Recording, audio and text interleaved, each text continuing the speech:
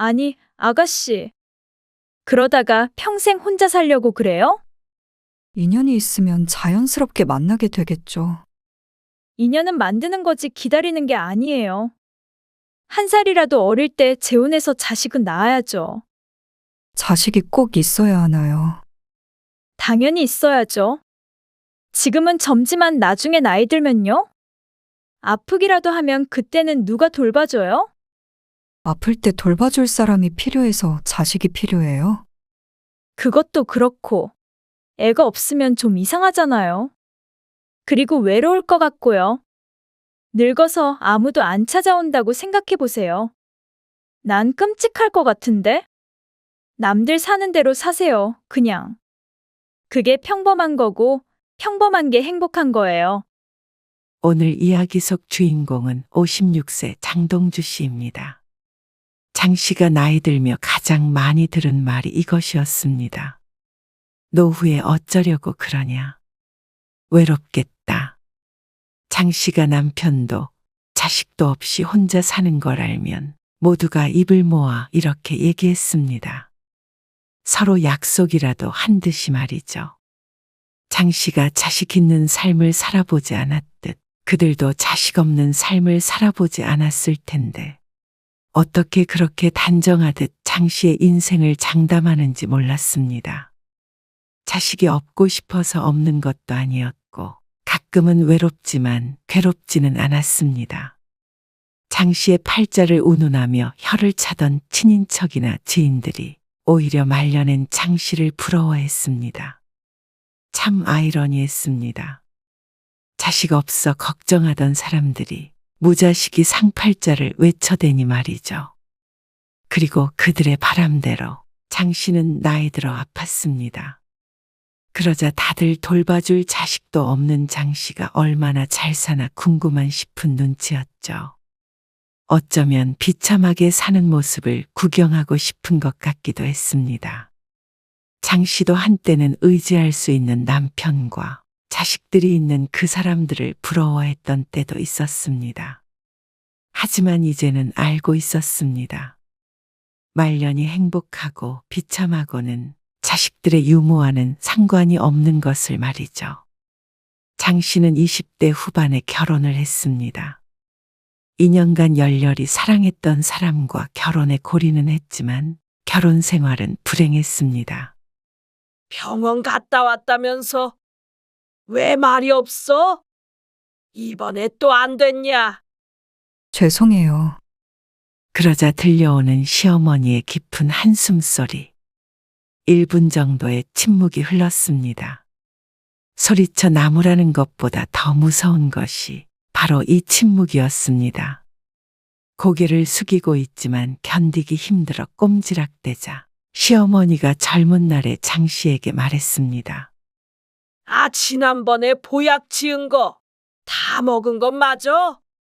네, 다 먹었어요. 근데 왜 애가 안 들어서? 우리 집안에서 애 못 낳는 건 너밖에 없어. 그 말에 안 그래도 땅에 코를 박을 듯 숙이고 있던 고개가 끝을 모르고 더 내려갔습니다.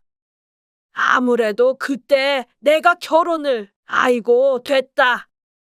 하도 들은 말이라 그런가 이제는 눈물조차 나지 않았습니다. 말은 체형이 보곱게 생겼다며 장 씨만 보면 혀를 차던 시어머니였는데 임신을 못하는 것을 그런 장 씨의 탓이라고 여겼습니다. 그리고 그걸 표시하는 걸 서슴지 않았죠. 부적도 소용없어. 보약도 소용없어. 이제 물 떠다 놓고 빌기라도 해야겠다. 우리 장손 좀 내려달라고. 맏아들이었던 남편 탓의 장 씨는 죄인이 되어야 했습니다. 정작 누구의 문제로 임신을 하지 못하는 건지는 알지도 못했는데 말이죠. 너는 입이 없냐? 왜 대답이 없어? 시애미가 웃음냐? 죄송해요. 죄송하면 빨리 애를 가져야 할 거 아니야. 벌면 얼마나 번다고 애 낳아야 할 새댁이 일한다고 돌아다녀. 그러니까 애가 안 생기는 거 아니야.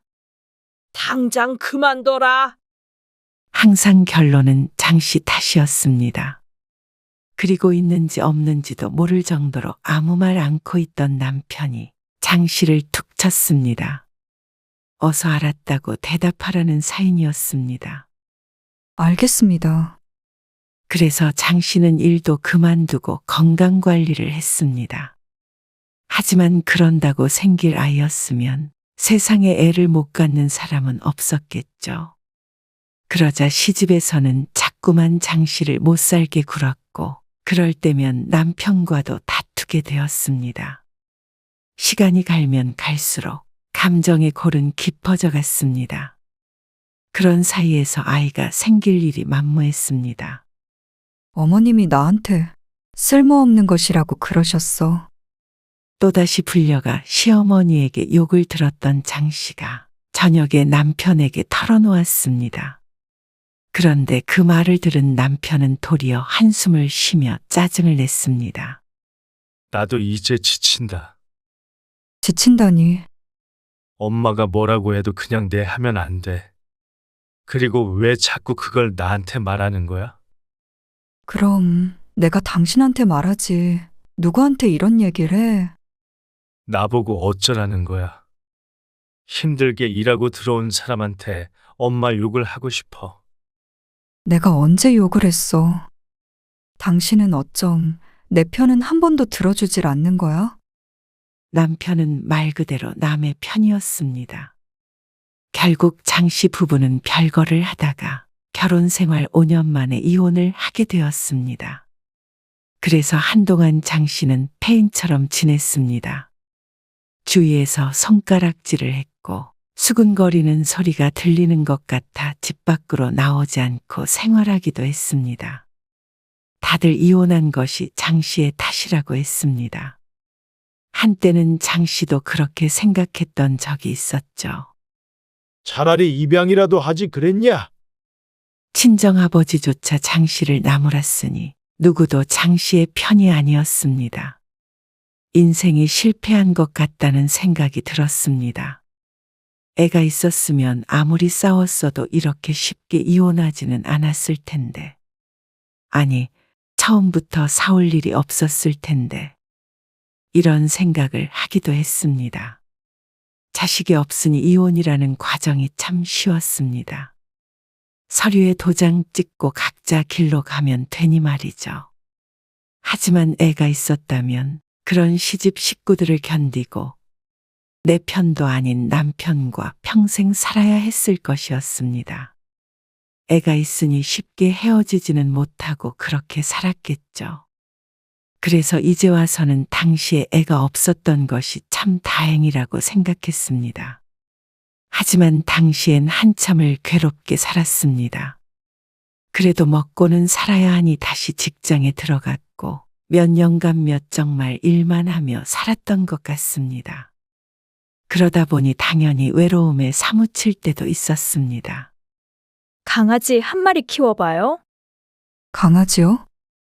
아, 퇴근해서 집에 들어가면 외롭지 않아요? 강아지 한 마리 있으면 딱 좋지. 집에 아무도 없는데 강아지를 어떻게 키워요? 아침 일찍 나갔다가 퇴근해서 바로 집에 들어간다고 하더라도 8시는 돼야 했습니다. 그러면 강아지를 키우는 의미가 없었죠. 혼자라서 키우고 싶었지만 또 혼자라서 키울 수 없었습니다. 외롭다고 입 밖으로 말해본 적도 없었지만 남들이 보기엔 그래 보였는지 재혼을 하라는 소리도 많이 들었습니다. 특히나 새언니에게 잔소리를 많이 듣곤 했죠. 내가 다리 좀 놔줄까 하는데 언제까지 혼자 있을 수 없잖아요. 아니에요. 바빠서 누구 만나고 할 시간도 없어요. 바빠서 연애 못하는 사람도 있나? 그래도 아직은 생각 없어요. 아니, 아는 사람 내 남동생인데. 그쪽도 이혼해서 혼자 살고 있다고 하더라고요. 외로운 사람들끼리 만나면 좋잖아. 그러면서 은근슬에 속삭였습니다. 애가 하나 있긴 한데. 아가씨도 그게 더 낫지 않나? 이제는 낳기엔 좀 늦었으니까. 생각해서 해준 말인 줄은 알겠지만 달갑지 않은 말이었습니다. 이혼을 하면 아무나 외로운 사람들끼리 만나도 된다고 생각하는 것인지. 오빠도 많이 걱정하던데. 한번 만나보기라도 해요. 거절을 해도 기어코 약속을 잡아버렸습니다. 사명감이 있는 것인지 아니면 재미있어서 그런 것인지는 몰라도 장 씨는 그런 선자리가 너무 불편했습니다.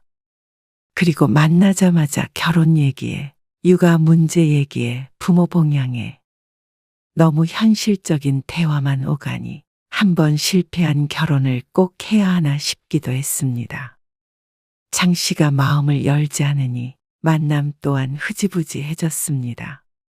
아니, 아가씨. 그러다가 평생 혼자 살려고 그래요? 인연이 있으면 자연스럽게 만나게 되겠죠. 인연은 만드는 거지 기다리는 게 아니에요. 한 살이라도 어릴 때 재혼해서 자식은 낳아야죠. 자식이 꼭 있어야 하나요? 그놈의 자식 얘기는 지긋지긋했습니다.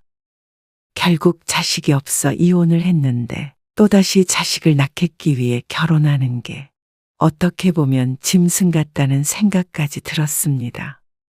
당연히 있어야죠. 지금은 젊지만 나중에 나이 들면요? 아프기라도 하면 그때는 누가 돌봐줘요? 아플 때 돌봐줄 사람이 필요해서 자식이 필요해요? 그것도 그렇고, 애가 없으면 좀 이상하잖아요. 그리고 외로울 것 같고요. 늙어서 아무도 안 찾아온다고 생각해 보세요. 난 끔찍할 것 같은데. 남들 사는 대로 사세요, 그냥. 그게 평범한 거고 평범한 게 행복한 거예요. 그리고 그 이후로도 비슷한 일이 여러 번 있었습니다. 젊고 창창한 나이에 혼자가 되었기 때문에 이렇게 소개해주겠다는 사람이 꽤나 많았습니다. 그래서 실제로 만나본 적도 있었고 말이죠. 하지만 장 씨가 40쯤 되었을 때 어머니가 크게 아팠습니다. 수술까지 하고 한 달가량 입원해 있었는데 새언니 말과는 다르게 반대로 자식을 갖지 말아야겠다는 결심을 하게 되었습니다. 가정이 없는 게 죄인지라 장 씨가 그 옆에 붙어서 병수발을 한 달 동안 들었는데 입원한 어머니보다 장 씨가 더 쓰러질 몰골이 되었습니다. 이리저리 자식을 부리며 수발을 들게 하는 어머니가 가끔은 원망스러운 마음이 들 때도 있었습니다.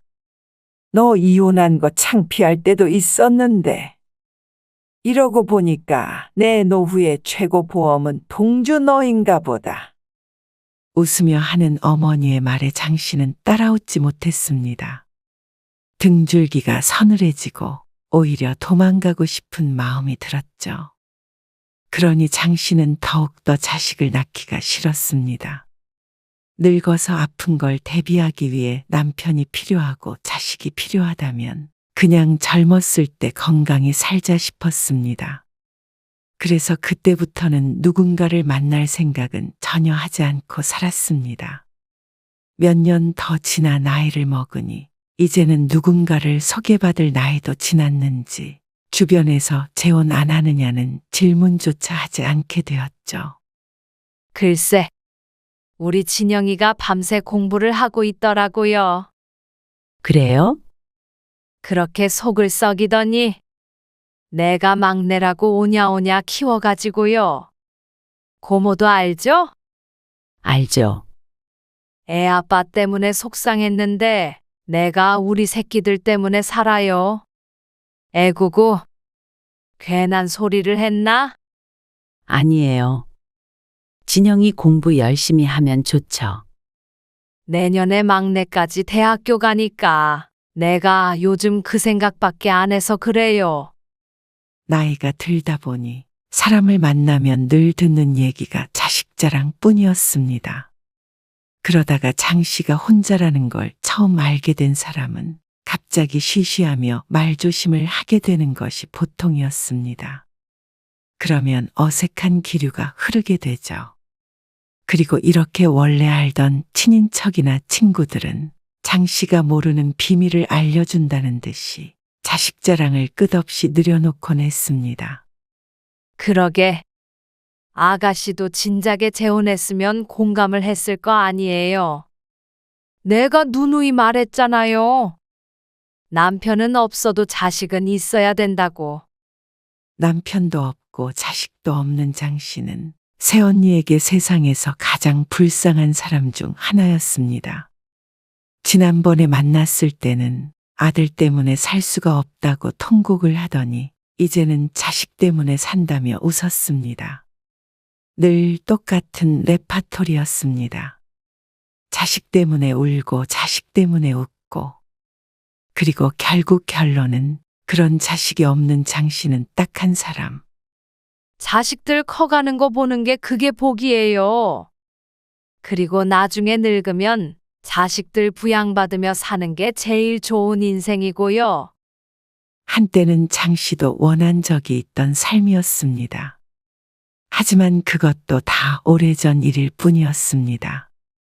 주변 사람들은 이 나이대까지 혼자 사는 장 씨가 불행할 것이라고 생각했지만 사람들이 생각하는 것처럼 불행한 삶은 아니었습니다. 아가씨는 돈 벌어서 어디다가 써요? 언젠가 새언니가 물었습니다. 그냥 취미 생활도 하고 그러죠. 취미가 뭔데요? 그 냉장고에 붙이는 자석 모으는 거요. 아, 집에 잔뜩 있던 그거요. 여행 가서 샀다는 거. 네. 여행 갈 때 하나씩 사오는 거죠. 참, 팔자 좋네요. 나는 여행을 언제 가본지 모르겠네.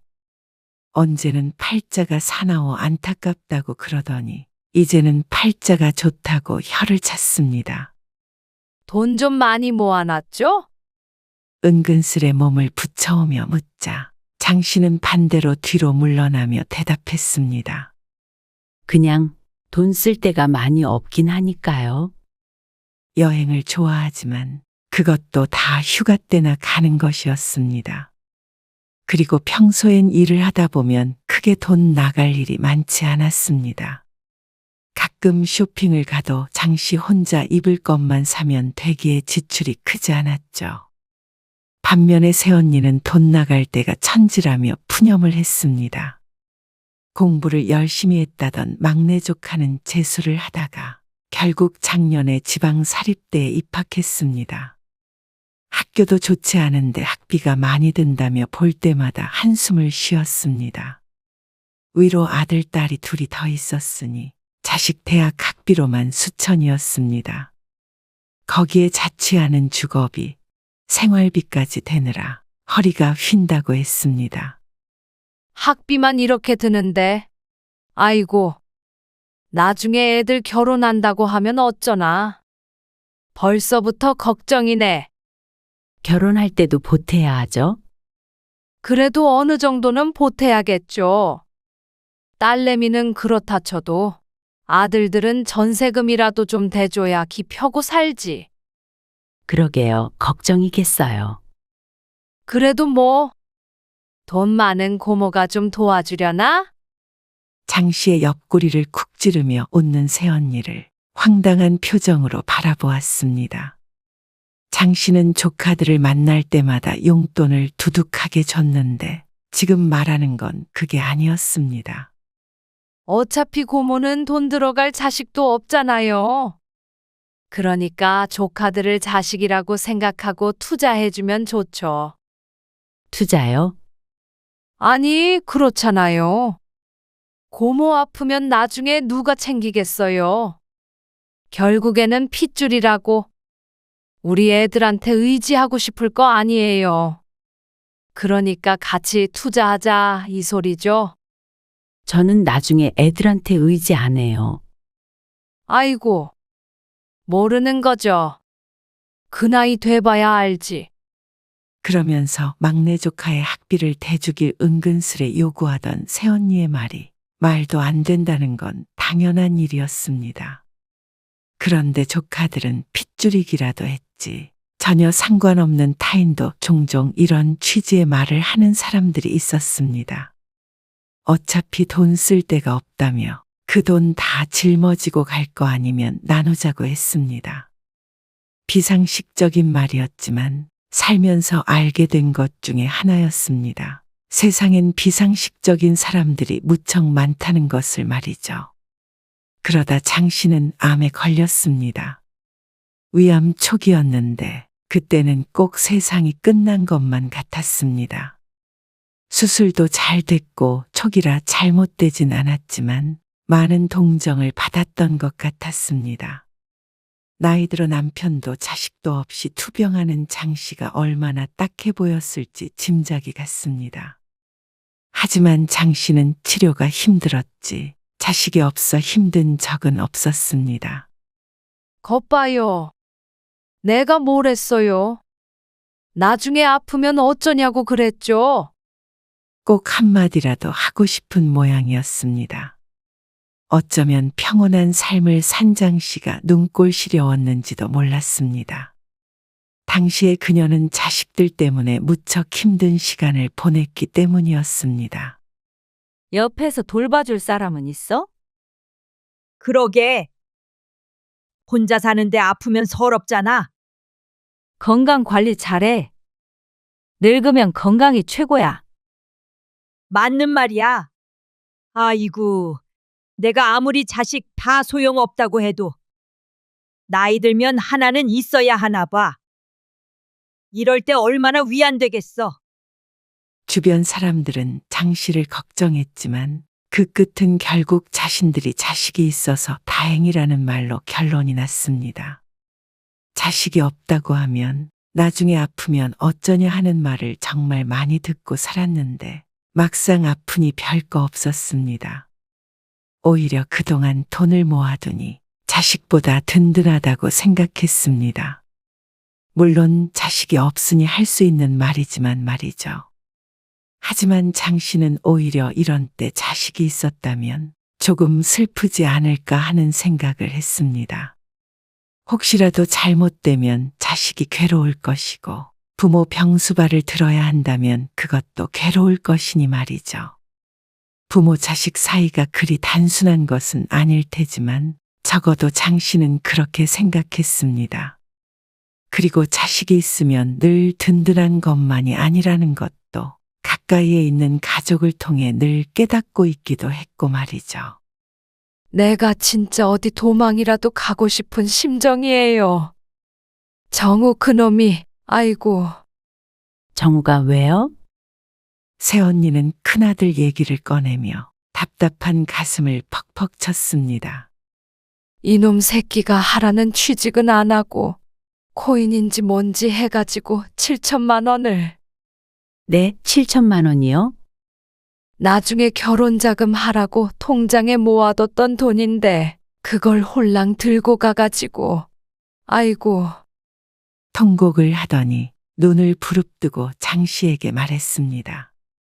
변변치 않은 대학을 나오니까 머리에 똥만 차가지고 벌나는 돈은 안 벌고 집에 있는 돈 퍼다 뿌려버리는 놈이에요. 그놈이. 이제 나이가 몇인데. 아이고. 졸업 후 몇 년 동안이나 놀고 있는 조카였습니다. 그리고 그 뒤로도 줄줄이 자식들이 사고를 치는 바람에 오빠 부부는 몇 년간 휘청거렸습니다. 대학만 보내놓으면 끝인 줄 알았지만 진짜 시작은 그 이후부터인 듯 했습니다. 정작 새언니가 그렇게 걱정하던 장 씨의 삶은 평탄했습니다. 그리고 윤택했습니다. 자식이 사고 치는 집과 비교해서 그런지는 몰라도 도망가고 싶은 심정이 될 때는 없었습니다. 비록 암에는 걸렸지만 초기라 치료는 잘 됐고 남편이나 자식의 병수발은 필요 없었습니다. 혹시나 누군가의 도움이 필요하다면 간병인을 쓰면 됐습니다. 잠시 일을 쉬면서 몸이 힘들어 반년간 가사 도우미를 쓰기도 했는데 새언니는 돈 낭비를 한다며 혀를 찼습니다. 그럴 돈 있으면 자신이 해주겠다고 했지만 장 씨는 거절했습니다. 혼자 나이 들어 병에 걸리면 비참할 것이라는 새언니의 말은 틀렸습니다. 아직 나이가 덜 들어 거동이 가능해서 그럴 수도 있겠지만 만약 그 정도로 힘든 상황이라면 자식이 있든 없든 크게 도움이 되지 못할 것이었습니다. 정작 자식들 수발받을 생각을 하는 새언니의 친정어머니는 요양원에 계시니 말이죠. 그 언젠가 새언니가 평범한 게 가장 좋은 거라고 했던 것이 떠올랐습니다. 장 씨의 인생은 남편 없고 자식 없어 특별히 불행한 줄 알았는데 그 누구보다도 평범했습니다. 어떻게 보면 심심하다고 할 수도 있겠지만 또 어떻게 보면 인생에 가장 큰 골칫거리가 없다고 할 수도 있었습니다. 생각하기 나름이었죠. 나중에 자식들은 좋겠어요. 네? 아니, 부모님이 이런 건물 물려주시면 든든할 거 아니에요. 네. 그러니까 부모 잘 만나는 것도 다 자기들 복이라니까요. 그런가요? 저도 자식들한테 건물 몇 채 물려주고 싶죠. 근데 애들 키우는 돈이면 이런 거 사고도 남잖아요. 제가 애가 둘인데 어쩔 땐 하나만 낳을 걸 하고 후회한다니까요. 돈 잡아먹는 귀신들이에요. 안 그래요? 수다스러운 중개인에게 장 씨는 어색한 미소만 보냈습니다. 장 씨가 별다른 대꾸를 하지 않음에도 불구하고 중개인은 한참을 자식 얘기로 열을 올렸습니다. 그렇지만 종국엔 자식 자랑이나 흉을 보지 않는 장 씨를 이상한 눈초리로 바라보았죠. 어쨌거나 부럽네요. 1년 전에 장 씨는 원룸 건물 한 채를 샀습니다. 대출을 끼긴 했지만 대출 이자를 제외하고도 다달이 꽤 높은 금액의 세가 들어왔습니다. 위치가 좋아 대학생들이 많이 찾는 곳이라 참 잘 샀다며 중개인은 엄지손가락을 척하고 들어올렸습니다. 자신이 중개를 잘했다는 말이었죠. 말이 하도 많아 머리가 아플 지경이었지만 그래도 칭찬에 기분이 나쁘지 않았습니다.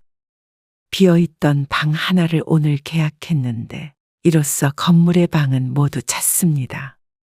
장 씨의 생활비도 두둑해질 예정이었죠.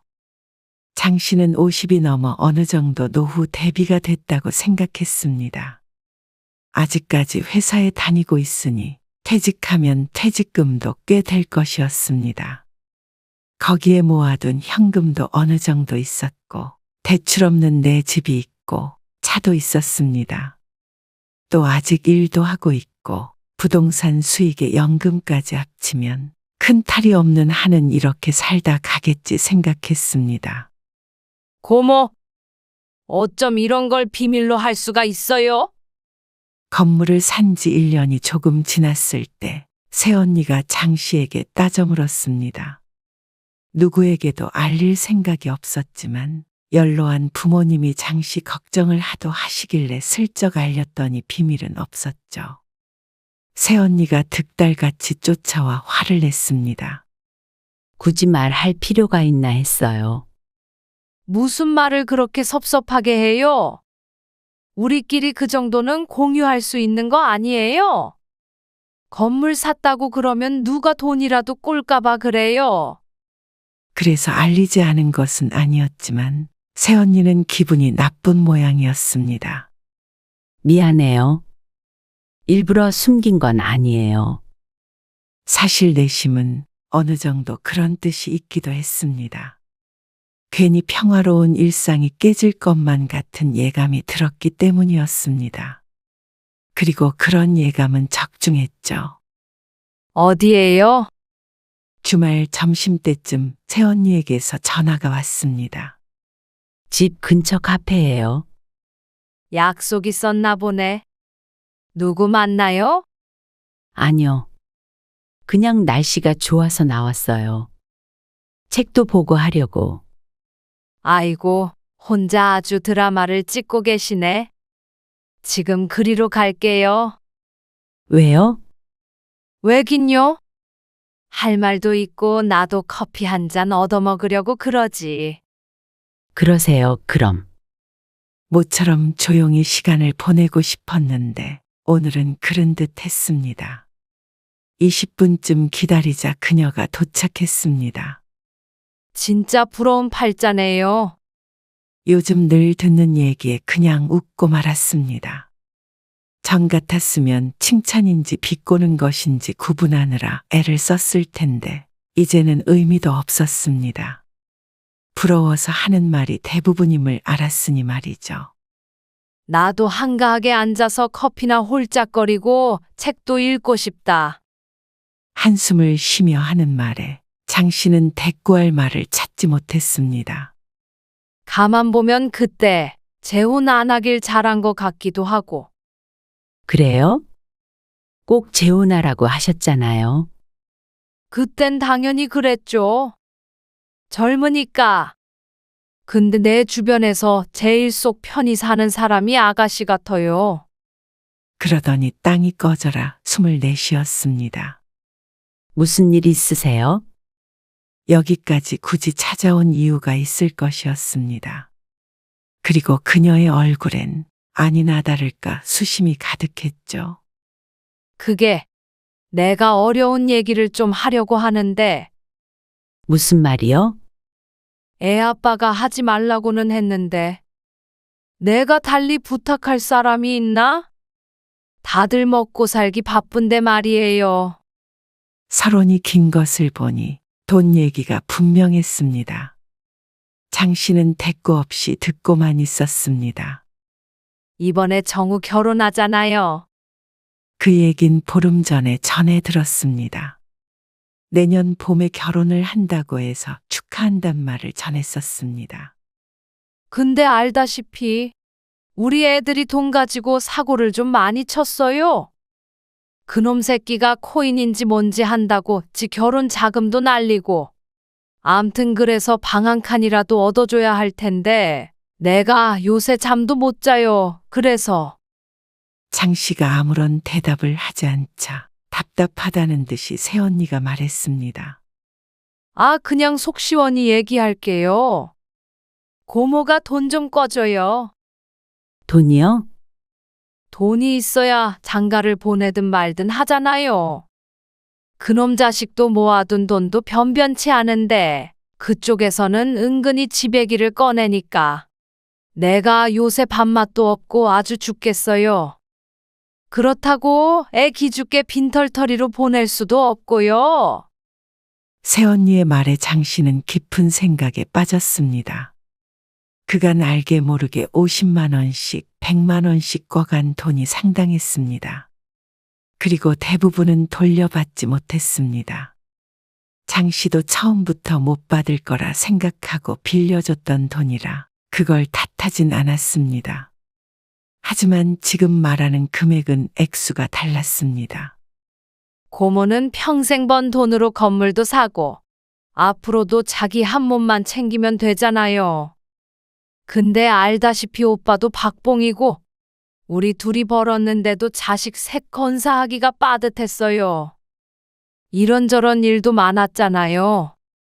내가 눈앞이 깜깜한 와중에 딱 고모 얼굴밖에 안 떠오르는 거예요. 고모도 우리 정우 많이 예뻐했잖아요. 옛날에 내가 고모네 아들 삼으라고 농담했던 것도 기억하죠? 그냥 아들 삼았다고 생각하고 조카 장가 좀 보내주면 안 될까요? 참으로 처량하게도 얘기했지만 잘 들어보면 빌려주는 것이 아니라 그냥 달라는 것 같기도 했습니다. 내가 형편 되는 대로 꼭 갚을게요. 형편이 될 만하면 둘째가 결혼할 것이고 또 막내도 아들이라고 그냥 보내진 못할 것이었습니다. 새언니의 말대로 평생 벌어서 건물도 사고 했지만 그 돈을 모두 조카들 시집 장가 보내는데 쓸 수는 없었습니다. 언니도 알잖아요. 내 한 몸 내가 스스로 챙겨야 해요. 그래서 그렇게 큰 돈을 빌려주는 건 힘들 것 같아요. 그러자 그녀의 안색이 대번 바뀌었습니다. 억울한 것 같기도 하고 화가 난 것 같기도 했습니다. 정말 서운한 소리 하네요. 왜 하나만 알고 둘은 몰라요? 자식이 없으니까 더더욱 조카들을 챙겨야 할 거 아니에요? 나중에 아프면 누가 챙기겠어요? 근데 내가 진짜 아파 보니까 조카도 자식도 부모도 다 소용없더라고요. 항상 아프면이라는 가정을 했었는데 실제로 암에 걸렸던 장본인이었습니다. 그러자 그녀도 할 말이 없었는지 입을 꼭 다물었습니다. 조카들은 병문안은커녕 전화 한 통도 없이 카카오톡 메시지 하나를 보내고 끝이었습니다. 그것도 엄마나 아빠가 시켰는지 형식적인 안부 메시지였죠. 그런데 나이가 든다고 고모를 살뜰히 챙길 것 같지 않았습니다. 그리고 장 씨도 바라지도 않았고 말이죠. 자식도 부모를 책임지지 못하는 마당에 어떻게 조카가 고모를 챙길까요? 나 같으면 여행 가고 쇼핑할 돈으로 조카들 좀 보태주겠어요. 그러더니 분한 표정으로 자리에서 일어나는 새언니를 바라보며 장 씨가 말했습니다. 1억은 못 빌려주지만 축하하는 마음 담아서 500만 원 축의금 할게요. 아무리 자식들에게 돈이 안 나간다고 하더라도 500만 원이면 장 씨에게도 무척이나 큰 돈이었습니다. 주변 사람들은 건물을 샀다고 하면 대단한 부자라고 생각하는 듯 하지만 장 씨 나름의 최소한의 생계를 위한 노후 대비일 뿐이었습니다. 그러니 더럽고 치사한 직장이지만 꼭 붙어서 여태 일하는 것이겠죠. 축의금 얘기를 하자 새언니는 아무 말 없이 서 있다 뒤를 돌아섰습니다. 차마 안 받겠다는 말은 나오지 않는 듯 했습니다. 그리고 대면대면 지내다가 큰조카 결혼식이 끝나고 따로 연락이 왔습니다. 내가 그 돈 괜히 빌려달라고 그랬어요. 그걸 무슨 수로 갚는다고. 못 빌려줘서 미안해요. 아니에요. 결혼 준비 시키면서 나도 모르게 돈 때문에 스트레스 받았나 봐요. 고모 힘들게 번 돈을 가지고 축의금 고모만큼 준 사람도 없어요. 장 씨는 아무 말 하지 않았습니다. 몰라요. 어쩔 땐 고모가 부럽기도 하고 살다 보니까 자식 없인 살아도 돈 없이는 못 살더라고요. 하지만 말은 그렇게 해도 실제로는 그렇지 않다는 걸 알고 있었습니다. 새언니가 늘 돈돈 하는 것도 결국 자식 때문이었습니다.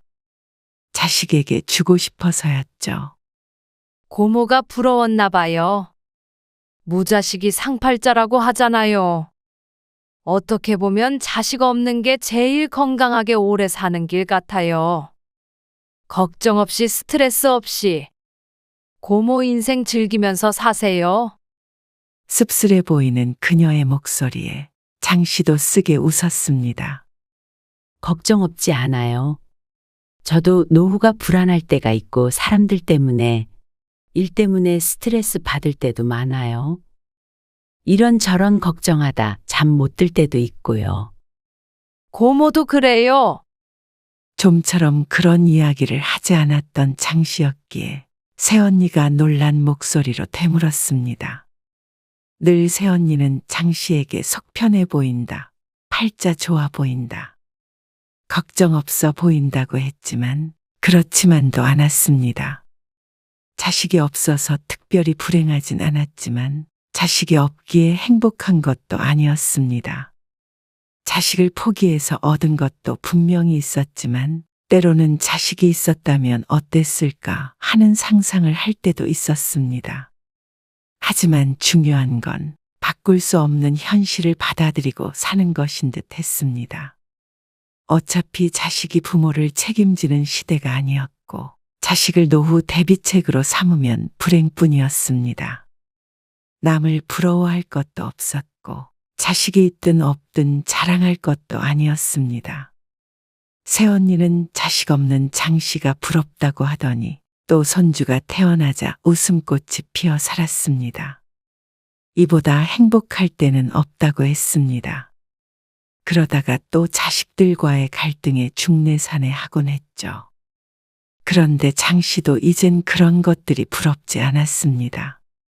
장 씨는 어차피 혼자인 이상 노후 대비 잘해서 말년에 사람들 말처럼 비참해지지 않도록 계속 노력하고 있습니다.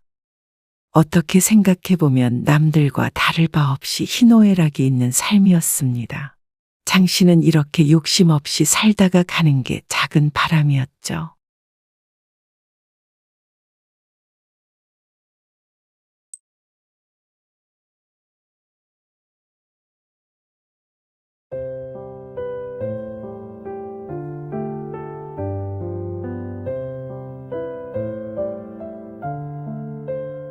어머님, 그냥 제가 할게요. 2번 움직이니까 제가 더 힘들어요. 그래? 난 너 쉬라고 그런 거지. 생각해줘서 그런 거야. 아니에요. 그냥 여기 앉으세요. 잠깐만, 저기 방 하나 남지 않어? 아, 거긴 나중에 동우 크면 동우방 할 거예요. 그래? 그럼 오늘 여기서 자고 가야겠다. 남는 이불 있지? 네? 여기서 주무신다고요? 오늘이요? 그래. 갈아입을 옷도 가져왔는데? 그나저나 동호 아빠는 언제 온대?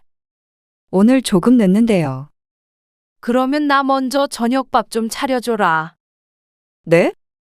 저녁밥 먹어야지. 얼른 차려라. 배고프다. 오늘 이야기 속 주인공은 64세 조정혜 씨입니다. 그리고 그녀의 며느리에 관한 이야기이죠. 조 씨의 말년은 둘째 며느리 때문에 평화가 깨졌습니다. 조 씨는 그저 조용하고 평온한 노후만을 바랐습니다. 혼자 있어도 외롭지 않았고 오히려 내가 나에 대해 알게 되는 소중한 시간들이라고 생각했습니다. 젊어서는 하지 못했던 일도 해보고 모든 짐을 내려놓고 갈등 없는 삶을 살다 가고 싶었습니다. 자식들에 둘러싸여 살다 죽는 게 소원이라는 조 씨의 어느 친구와는 사뭇 다른 바람이었죠. 시끌벅적 정신없이 바쁘게 살아가는 것에 지치기도 했고 본디 성격이 타고나길 그러하기도 했습니다. 그런데 몇 년 전 결혼시킨 작은 아들에게 문제였습니다. 작은 며느리는 조 씨의 기준으론 아주 특이한 인간상이었습니다. 남에게 부탁하거나 민폐 끼치는 일을 서슴지 않고 끊임없이 말하고 불평하고 웃고 울었습니다. 아이가 생기니 아무 때나 수시로 쳐들어와서 애를 맡기고 시모를 부려먹어 한시도 쉬질 못하게 하는 며느리 때문에 조 씨는 괴로웠습니다. 그렇다고 또 차갑게 내칠 만한 성정은 되지 못했기에 어영부영 받아주었지만 뒤에서는 조 씨의 험담을 하고 있었던 며느리. 없는 데선 나라님도 욕한다지만 나라님이야 내 자식 봐주는 것이 아니기에 그렇다 쳐도 조 씨에게 그럴 수는 없었습니다. 어이가 없고 기가 막혔습니다. 가만히 있는 시모를 얕잡아 본 것인지는 몰라도 조 씨는 며느리를 후회하게 만들고 앞으로 다신 같은 행동을 하지 못하게 만들 무척 효과적인 방법을 알고 있었습니다. 징글징글해서 조 씨가 있는 곳으론 머리도 두르고 자지 않을 정도로 미치고 팔딱 뛰게 할 방법을 말이죠. 조 씨는 아들만 둘이 있었습니다. 조 씨의 삶은 결혼을 해서 자식들을 낳으며 크게 달라졌습니다. 정적이던 그녀의 인생이 어쩔 수 없이 역동적으로 바뀌었습니다. 그리고 비슷한 성향이던 남편도 같은 과정을 겪어야 했습니다. 자식이라는 게 그랬습니다. 내가 오롯이 나의 삶을 살 수는 없었습니다. 조 씨 부부는 가정을 꾸리고 자식들 키우는 것에 헌신했고 자식들도 잘 커서 성인이 되었을 때는 자신의 밥벌이는 할 수 있을 정도는 되었죠. 조 씨와 남편은 아들들 결혼시키면 이제는 자식들에겐 관여하지 말고 우리들 인생을 삽시다 하며 서로 다짐했습니다. 그리고 큰아들이 결혼했을 때는 조 씨 부부의 뜻대로 할 수 있었습니다. 명절에 오지 말라고요? 그래. 여행 가라니까. 결혼 전이야 그렇게 했어도. 결혼하고 나서도 그렇게 해요? 그럼 더 좋지. 부부가 오붓하게 여행 다니고 처가 가는 문제는 너희들이 알아서 하는 거고. 어쨌거나 여긴 안 와도 돼. 안 서운하세요? 엄마 아빠가 원해서 그렇게 하겠다는데 뭐가 서운해? 첫 명절이 오기 전 큰아들 내외에게 명절에 오지 말라고 했더니 아들 부부 모두 어리둥절해 했습니다. 그런데 며느리의 얼굴에선 감출 수 없는 기쁨이 엿보였죠. 엄마는 요리에 취미 없고 며느리한테 일 시키기도 싫고 차 막히는데 왔다 갔다 하게 하기도 싫고 조용히 아빠랑 시간 보내는 게 더 좋아. 너희가 올 이유가 없지. 그리고 그건 조씨 부부의 생일에도 어버이날에도 마찬가지였습니다. 자식들과의 만남을 피하는 것은 전혀 아니었지만 날을 정해서 다 같이 모이는 것은 사양이었습니다. 번잡스럽고 고생스러웠죠. 가끔 밖에서 만나 식사하는 정도면 충분했습니다. 의도하진 않았지만 결과적으로는 조 씨는 큰며느리에게 좋은 시어머니가 되었습니다. 어머니 같은 시어머니 만난 게 인생의 가장 큰 행운이래요.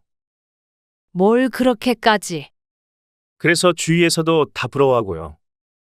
엄마 아빠 편히 있으려고 그런 거야. 그래도요. 아들에게도 말했지만 칭찬 들으려고 한 것은 아니었습니다. 조 씨 부부가 간섭이 싫고 그저 각자 지내는 게 좋아서였습니다. 하지만 어쨌거나 며느리가 그렇게 자랑을 하고 다닌다니 나쁜 기분은 아니었습니다.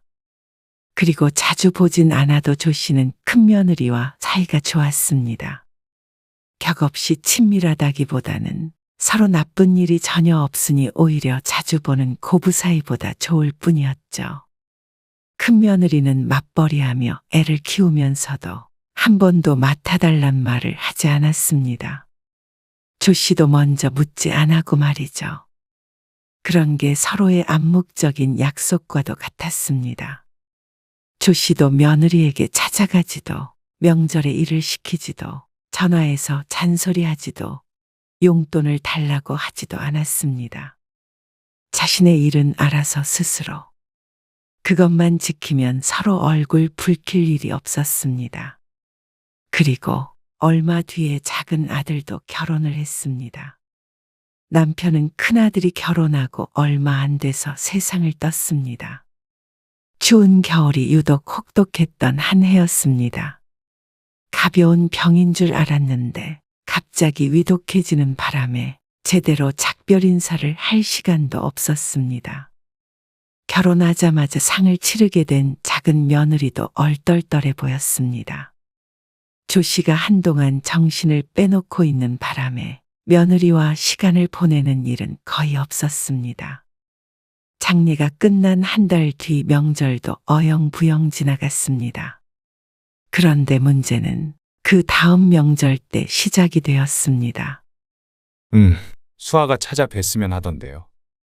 명절에 네. 명절에 저희 둘이 덩그러니 남겨지는 것 같아서 싫다고요.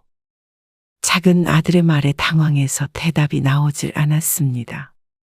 명절에 큰형네처럼 여행이나 가라고 하니 굳이 찾아오겠다고 했습니다. 그것도 아들도 아니고 며느리가 그렇게 하겠다는 말에 놀라지 않을 수 없었습니다. 그리고 엄마 혼자 계시니까 그래서 그런가 봐요. 엄마는 괜찮아. 이제 그냥 혼자 조용히 있고 싶어. 저도 그렇게 말은 했는데 수아가 꼭 가고 싶다고 그러더라고요. 휴대폰을 통해 들리는 아들의 목소리에 조 씨는 작게 한숨을 내쉬었습니다. 큰아들도 걱정이 됐는지 전화가 왔지만 오지 말라고 하니 수긍을 했습니다. 하지만 작은 아들네는 꼭 오겠다고 고집을 부렸죠. 아이고, 그래. 근데 선물 같은 건 절대 들고 오지 마. 알지? 알죠? 아들들이 결혼하기 전에도 따로 살았지만 그때도 명절의 선물은 사양이었습니다. 사회초년생일 때 내복이나 옷 같은 걸 종종 선물해주곤 했는데 한 번도 제대로 입은 적이 없어서 특히나 옷 선물은 질색을 했죠. 어머님, 이거 선물이에요. 그런데 명절에 작은 며느리가 내민 선물을 보고 조 씨는 당황스런 표정을 감출 수가 없었습니다. 아들을 쳐다보자 아들이 고개를 가로저었습니다. 무슨 뜻인가 싶었습니다. 아들도 모르게 며느리가 산 것인지 아니면 말려도 소용없다는 말인지. 어쨌거나 내밀기에 받았는데 참 처치곤란이었습니다. 꽃무늬가 가득한 분홍색 가디건과 스카프였는데 조 씨가 80대가 된다고 하더라도 결코 옷장에서 꺼내볼 일이 없을 듯한 스타일이었습니다. 어머니 옷 선물 싫어하신다니까. 굳이 백화점에 가서 사온 거예요. 옷 싫어하는 사람이 어딨어? 어머님, 요즘 인기 제일 많은 옷 사온 거예요. 나중에 입어보세요. 해맑은 표정으로 쳐다보는 바람에 거절하기가 힘들었습니다. 아들이 사온 거라면 얼른 환불해가지고 오라고 했을 텐데 말이죠. 조 씨는 하는 수 없이 옷을 등 뒤로 밀어넣으며 말했습니다. 고맙다. 그런데 다음부터 선물은 사오지 마. 아, 마음에 안 드세요? 그러자 조 씨가 뭐라고 대답하기도 전에 아들이 말했습니다. 어머니는 입는 스타일만 입으셔서 옷 선물은 안 좋아하시는 거야.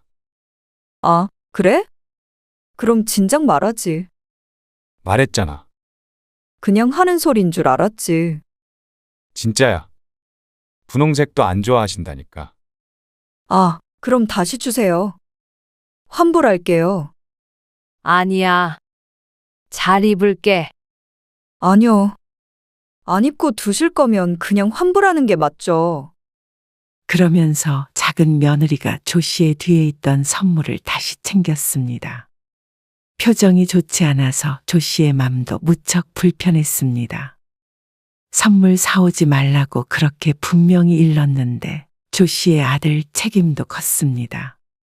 그리고 굳이 사오지 말라던 옷을 사와서는 입을 뚱하니 내밀고 있는 며느리도 조 씨를 불편하게 했습니다.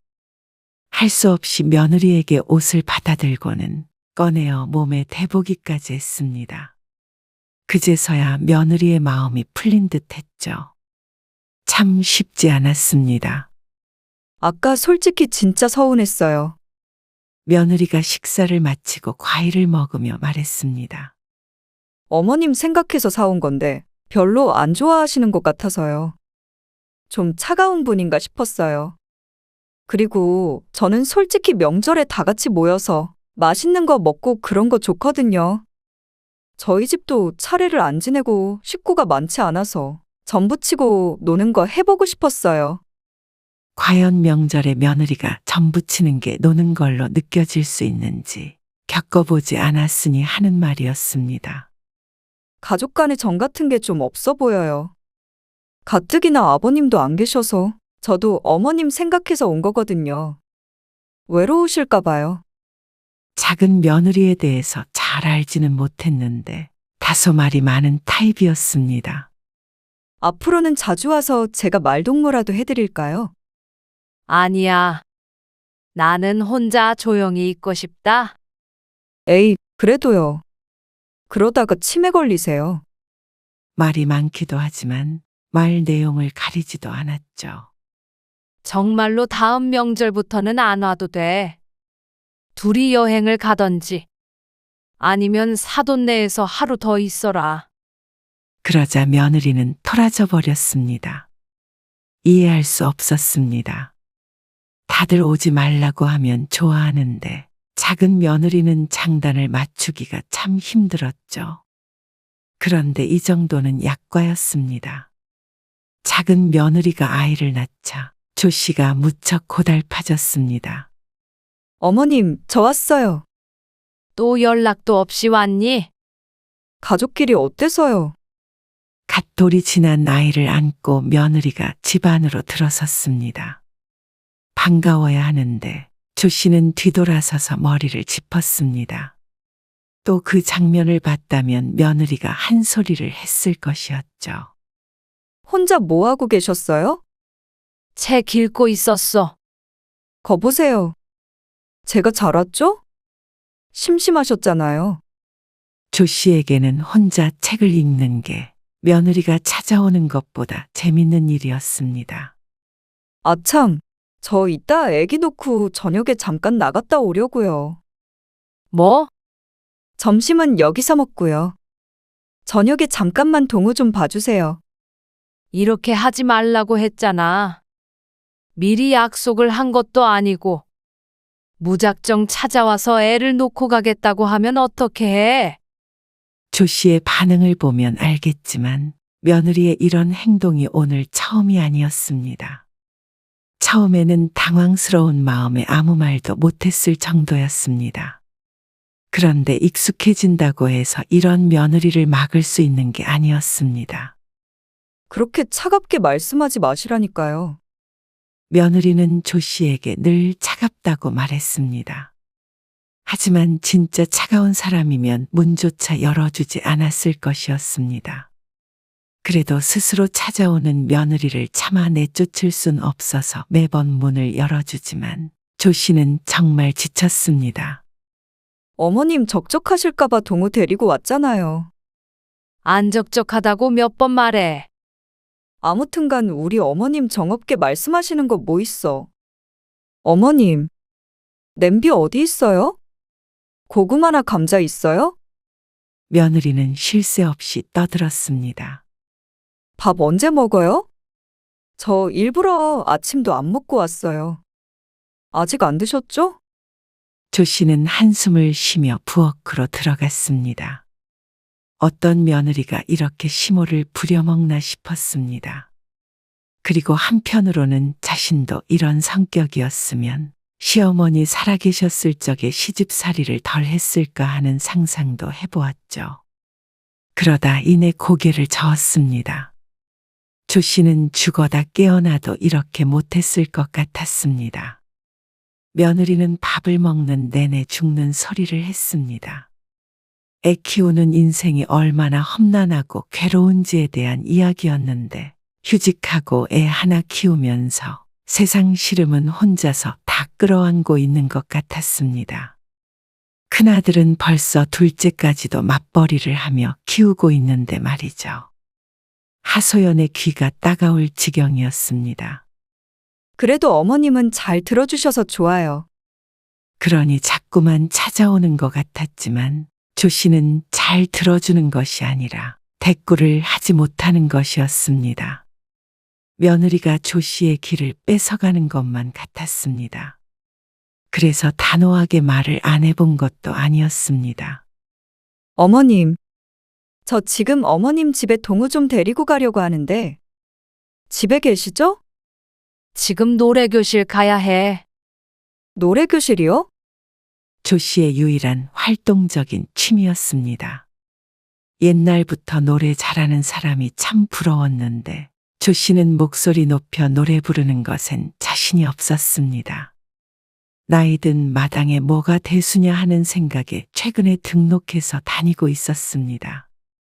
아, 저 꼭 맡겨야 하는데 오늘 오후에 나가서 돌아오면 5시 넘어. 그러면 동우는 어떻게 해요? 그걸 왜 조 씨에게 묻는지 몰랐습니다. 알아서 해야지 어쩌냐. 수업에 빠질 순 없으니까. 서운해요. 어머님 손주보다 노래교실이 더 중요하다는 말씀이세요? 어쩌면 취미 생활도 마음대로 못하게 하는지 몰랐습니다. 조 씨는 살면서 모르다는 소리는 들어본 적도 없었는데 작은 며느리에게만은 자꾸 예외가 생겼습니다. 그 전에도 몇 번이나 거절을 했었지만 여태 소용이 없었습니다. 토라졌다가도 하루 이틀이면 금방 또 연락 와서 아이를 맡아달라고 했죠. 나도 내 인생 좀 살자. 애는 너희가 알아서 키워야지. 그러고 전화를 끊자 20분쯤 뒤에 며느리에게서 장문의 문자 메시지가 왔습니다. 다 읽는데도 한참 걸렸는데 처음부터 끝까지 조 씨가 얼마나 차갑고 정이 없는 인간인지와 자신이 얼마나 섭섭하고 서러운지에 관한 내용이었습니다. 그래서 조 씨도 답장을 보냈습니다. 며느리만큼 길게는 아니더라도 그래도 진심을 담아서 한자 한자 답변을 해서 보냈죠. 그런데 며느리는 내용을 잘 읽어보기는 한 건지 조 씨의 메시지에서 맞춤법이 틀린 것을 발견했다며 지적을 했습니다. 조 씨는 헛웃음을 짓고는 휴대폰을 소파에 툭 던져버렸습니다. 진지하게 대꾸했던 자신이 바보가 된 것만 같았습니다. 지인들이 며느리들에 관해 얘기하는 걸 찬찬히 들어보면 여우 같은 며느리보다는 푼수 같은 며느리가 낫다고들 했습니다. 누군가의 며느리는 아들이랑 시모 사이를 이간질하고 시집엔 절대 얼씬도 안 한다고 했습니다. 이간질은 싫지만 얼씬도 안 하는 건 나쁘지 않은 것 같았습니다. 조 씨는 자신의 며느리가 여우인지 푼수인지 구분이 안 갔습니다. 아이 맡기고 시모 부려먹으려는 걸 보면 여우가 맞는데 토라졌다가도 금방 해실거리며 찾아오는 걸 보면 또 푼수 같았습니다. 하지만 이러나 저러나 조 씨와는 결코 맞지 않는 성격임은 분명했습니다. 조 씨는 많은 걸 바라지 않았습니다.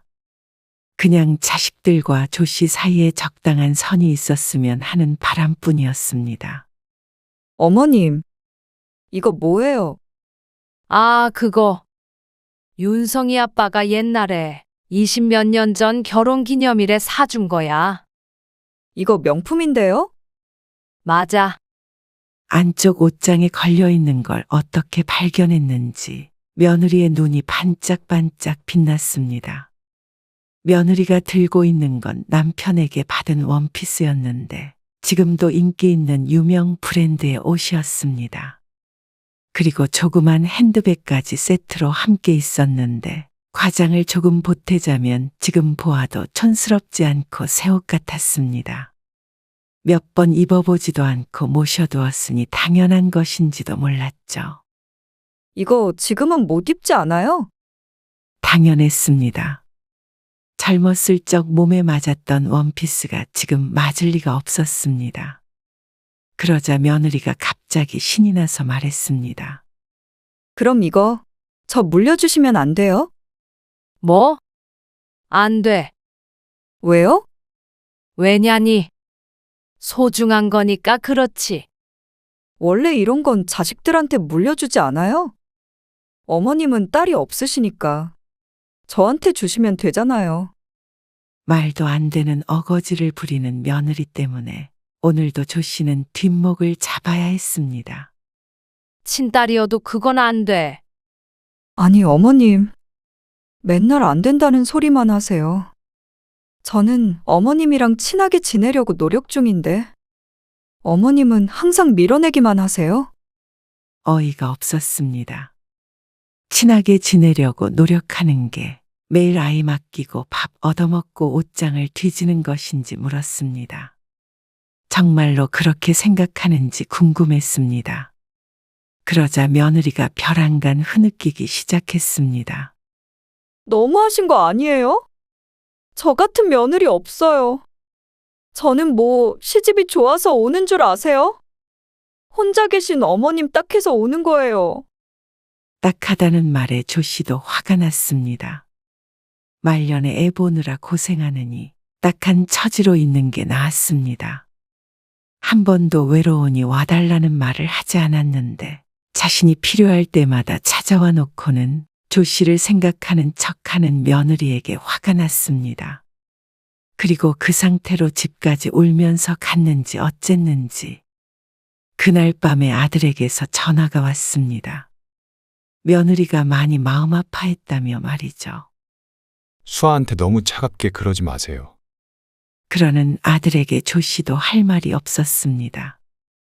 큰아들네처럼만 지냈으면 했습니다. 가끔 연락해서 안부 전하고 특별한 날에 밖에서 밥 한 끼 먹고 또 각자 할 일 하며 지내면서 말이죠. 그러면 이렇게 감정 소모할 일도 손주 돌보느라 허리가 지끈거릴 일도 없었습니다.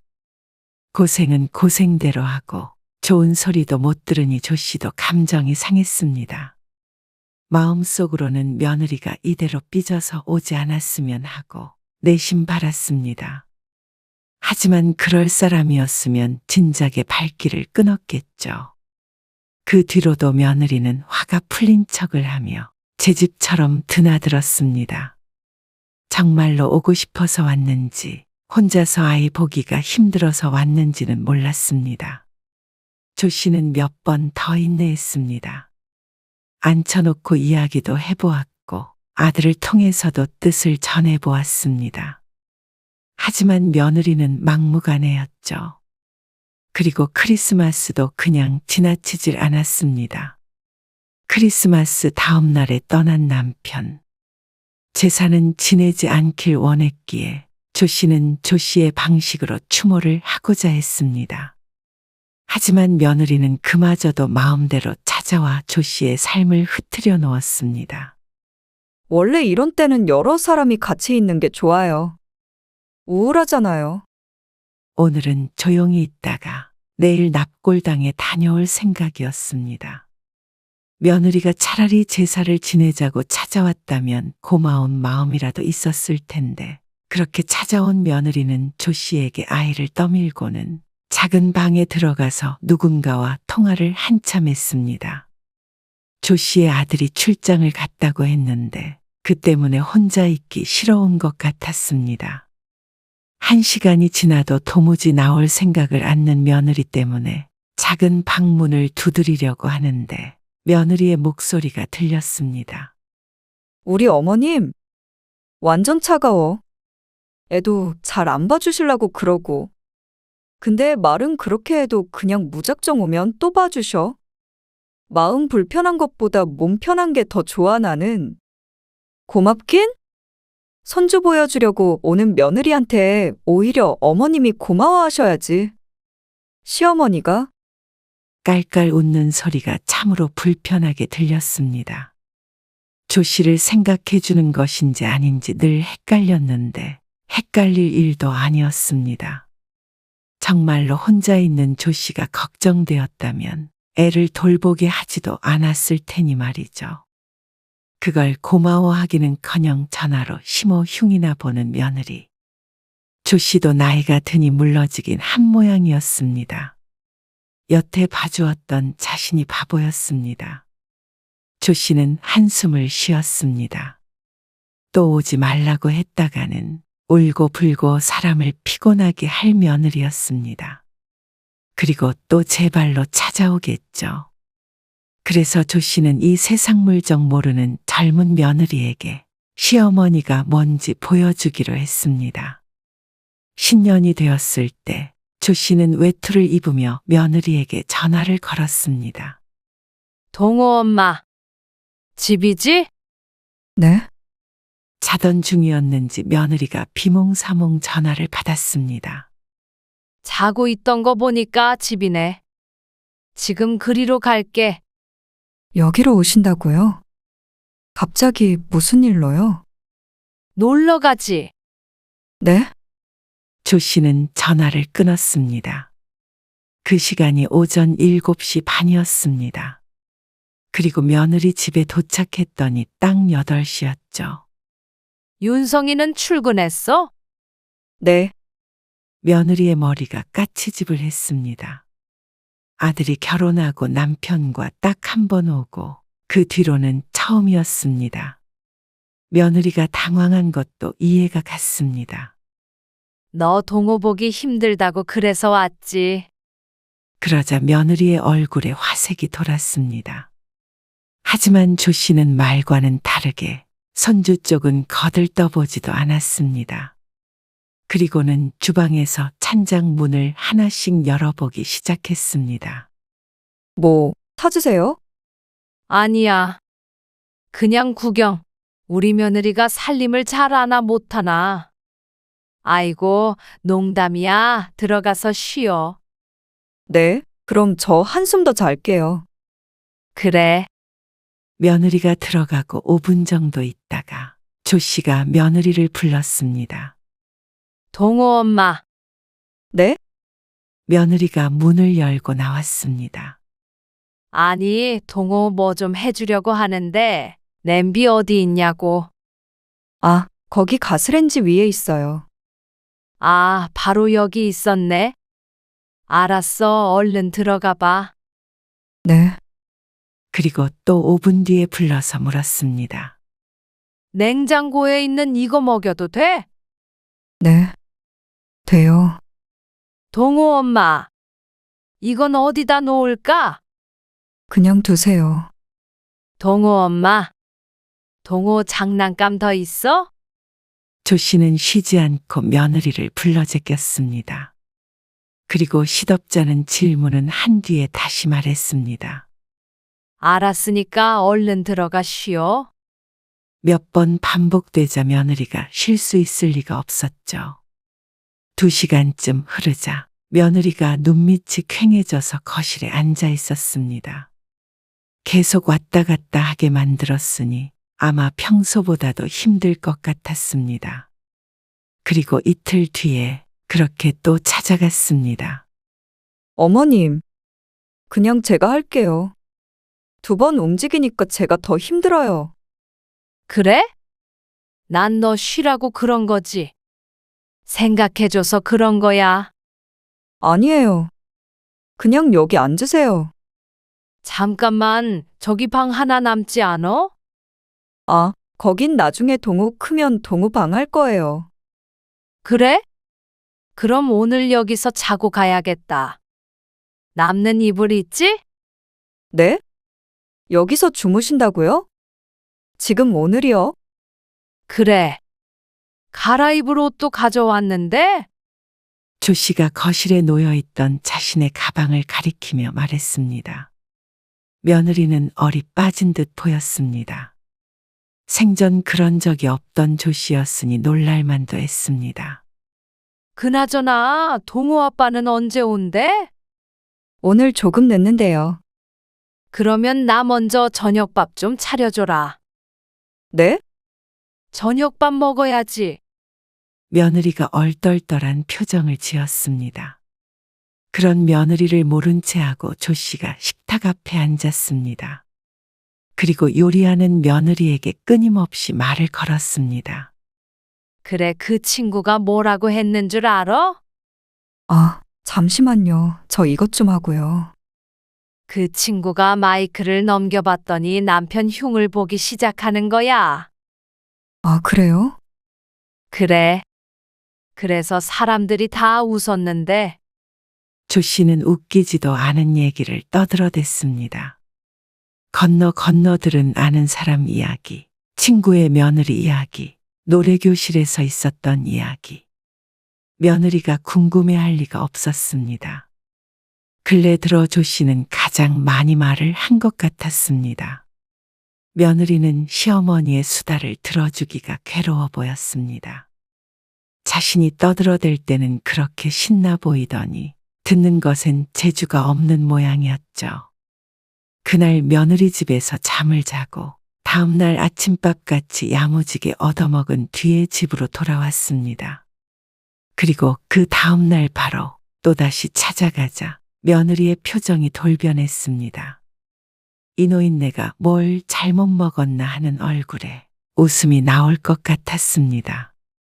애를 봐준다더니 와서 놀고 먹다가는 시어머니가 곱게 보일 리가 없었습니다. 어머님, 요즘엔 노래교실 안 가세요? 노래교실이 중요하냐, 손주가 중요하냐 물었던 건 까먹은 듯 했습니다.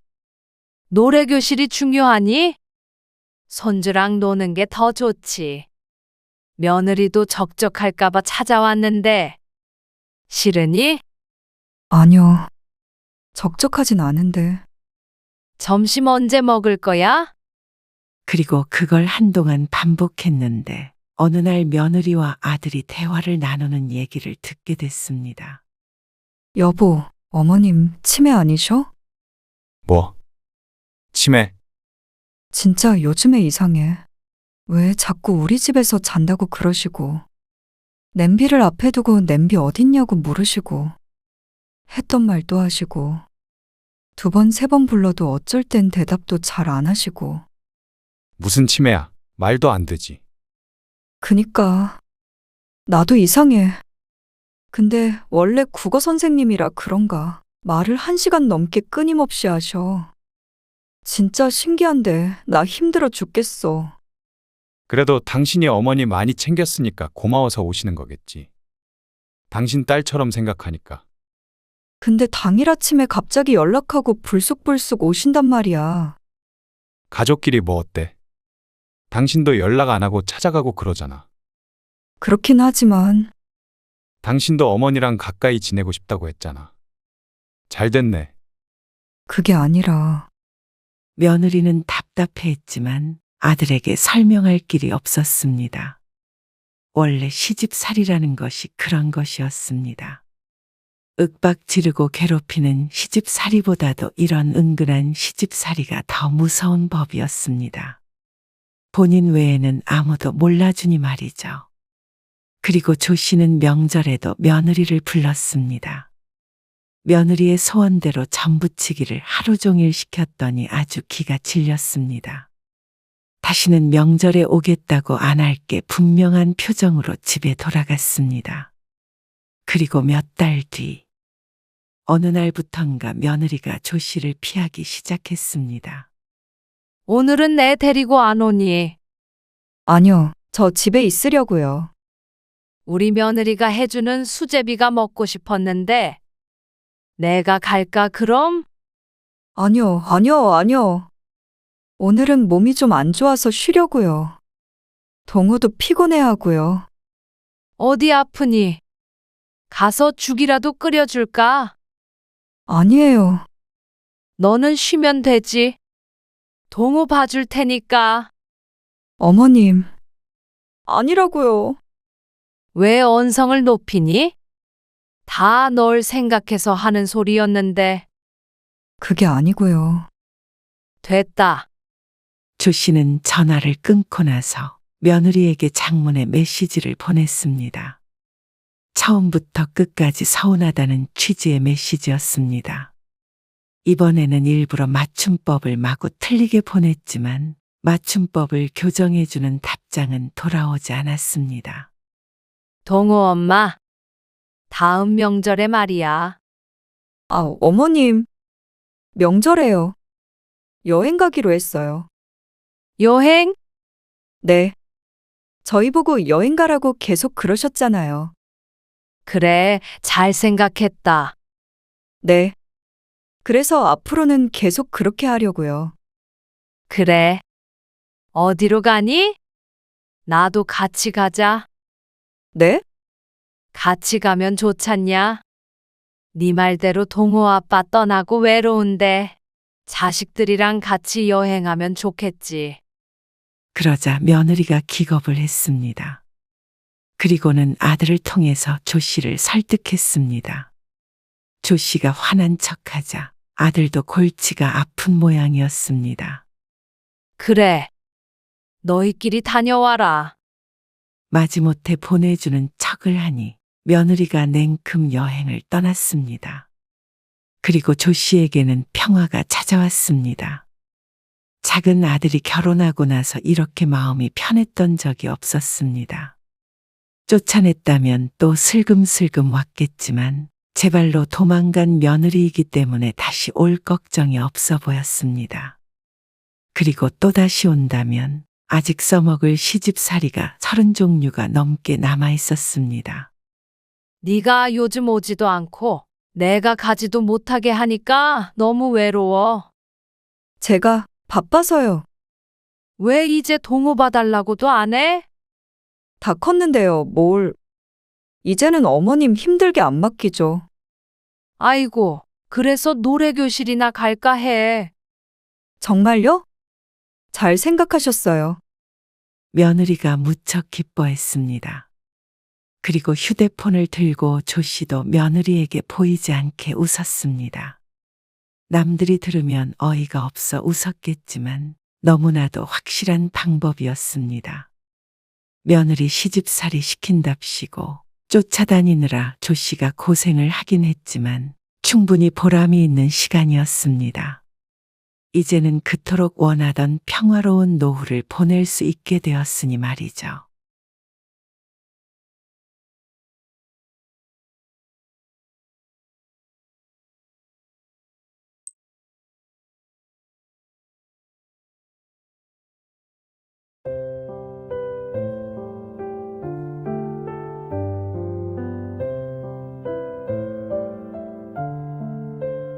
엄마, 이 집 말이야.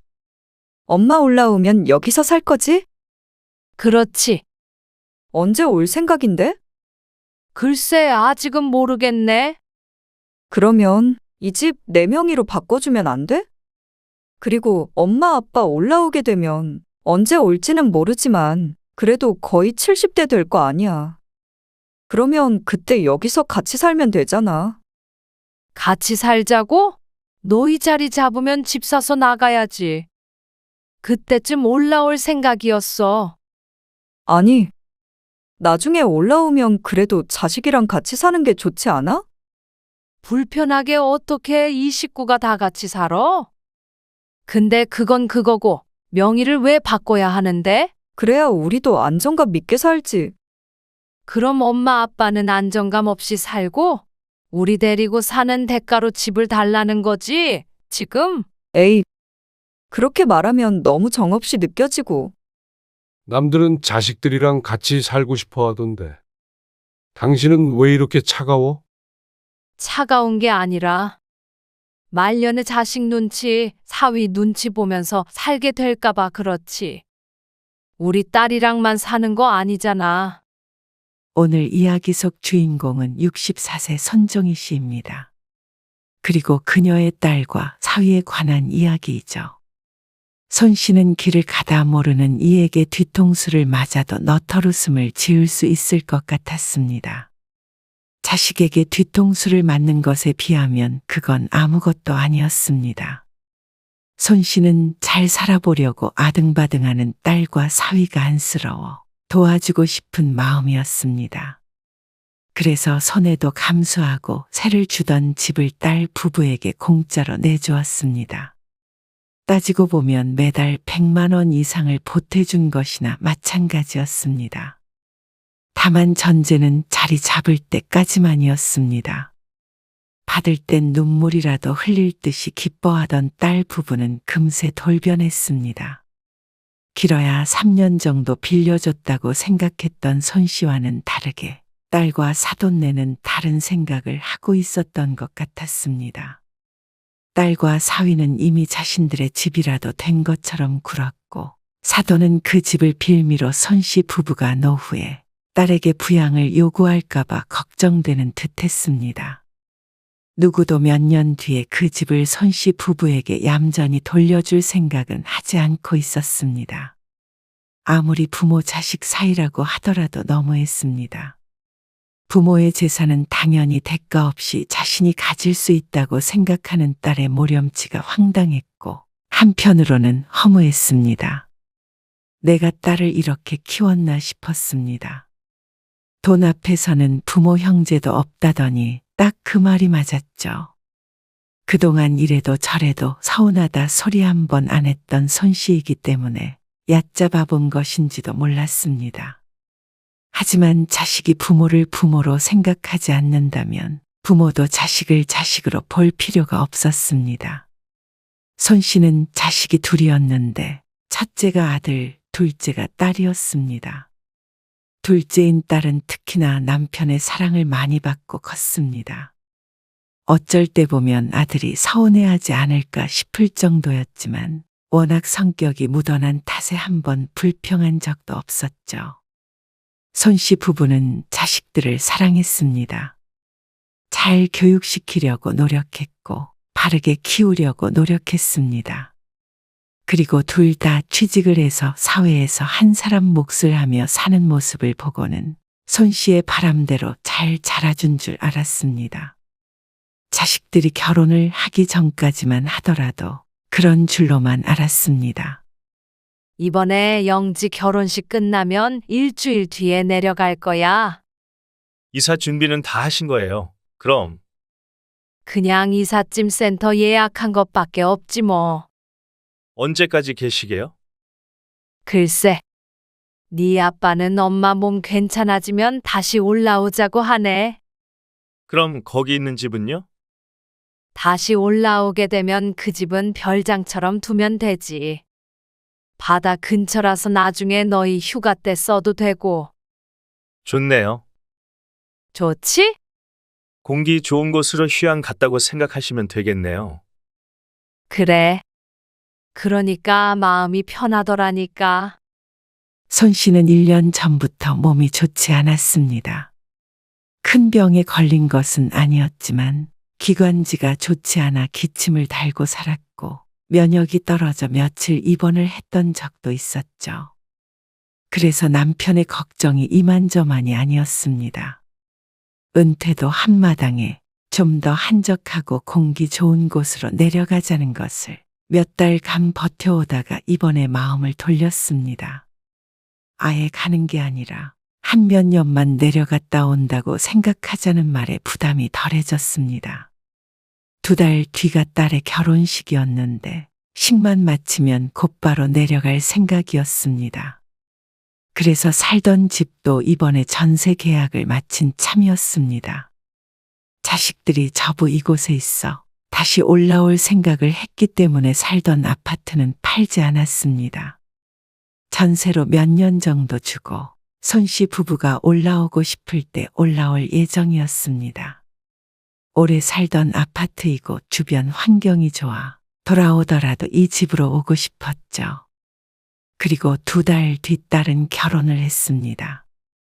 딸이 결혼할 때는 아들 때와 마찬가지로 전세금의 일부를 보태주었습니다. 너무 많지도 너무 적지도 않을 정도의 금액이었습니다. 충분히 신혼부부가 자립을 할 수 있을 만한 초기 자금이었습니다. 엄마, 뭐해? 그냥 앉아서 창밖에 보고 있는데. 좋겠네. 좋네. 한가지고. 너는 잘 지내? 잘 지내긴 하는데. 왜? 무슨 일 있어? 딸이 결혼한 지 2년 정도 되었을 때였습니다. 아직 신혼이라 행복하기만 해야 할 때였지만 딸은 말끝을 흐렸습니다. 잘 지내긴 하지만 문제가 있는 듯한 말투였습니다. 무슨 일인데 그래? 말해봐. 걱정된 손 씨가 다그치자 딸이 어렵사리 말을 꺼냈습니다. 혹시 돈 좀 빌릴 수 있을까? 그 말에 심장이 덜컥했습니다. 무슨 사고라도 치고 다니는 게 아닌가 하는 걱정이 되었죠. 그러자 딸은 그런 게 아니라며 설명을 이어갔습니다. 윤서방 가게 차리는데 생각보다 돈이 더 들어가네. 너희 전세금도 뺐는데도 부족해. 생각했던 예산을 초과했어. 얼마가 필요한데 그래? 반년 전에 사위는 가게를 차리겠다며 회사를 그만뒀습니다. 다행히 임대인이 전세를 월세로 돌려주기로 했다며 전세금을 빼서 사업을 하겠다고 했습니다. 그 말에 걱정이 안 될 수가 없었죠. 그래도 생각이 있겠거니 싶었는데 벌써 시작을 해도 남을 기간이었는데도 불구하고 아직도 돈을 빌려야 할 상황인가 싶었습니다. 그러면서 계약한 상가 월세만 계속 내고 있다고 했습니다. 아파트 월세도 만만치 않을 텐데 이중으로 세를 내면서 또 돈까지 빌려달라는 것에 착잡한 마음이었습니다. 뭐가 잘 안 되고 있는 거야? 아니야. 잘 돼. 마무리 단계야. 마무리하고 여윳돈도 좀 가지고 있어야 마음이 편할 것 같아. 이래저래 긁어 모아서 시작하다 보니까. 기가 죽은 듯한 딸의 목소리에 마음이 아팠습니다. 그러게 해보지도 않은 사업을 무작정 시작하냐는 말은 꾹 삼켰습니다. 돈을 빌려줘서 여유자금을 갖고 있게 한다고 진짜 여유가 생길지 의문이었습니다. 그날 밤 손 씨는 남편에게 딸과의 통화 내용을 말해주자 남편도 근심스러워했습니다. 사업을 하려거든 돈을 모아서 해야지. 무작정 전세금을 뺄 때부터 불안불안했어. 손 씨가 하고 싶던 말이었습니다. 그런데 남편은 잠시 고민을 하더니 말했습니다. 그 세입자 부부 이번 만기 때 나간다고 했잖아. 아직 부동산에 안 내놓은 거지? 다음 주쯤 전화해 보려고 하는데 그거를 애들 살라고 빌려주면 어때? 월세로? 그렇다고 영지한테 월세를 받기는 그렇고 자리 잡을 때까지만 들어가서 살으라고 하면 되지. 월세 전혀 안 받고? 전세로 주었지만 월세로 따져도 세가 상당할 것이었습니다. 돈 빌려달라고 했다며? 그거 대신에 집을 빌려주자는 거지. 자식이 힘든데 부모가 도와줘야지. 손 씨는 남편의 말에 잠시 생각에 잠겼습니다. 어쩌면 그게 딸에게는 더 도움이 되는 것일지도 몰랐습니다.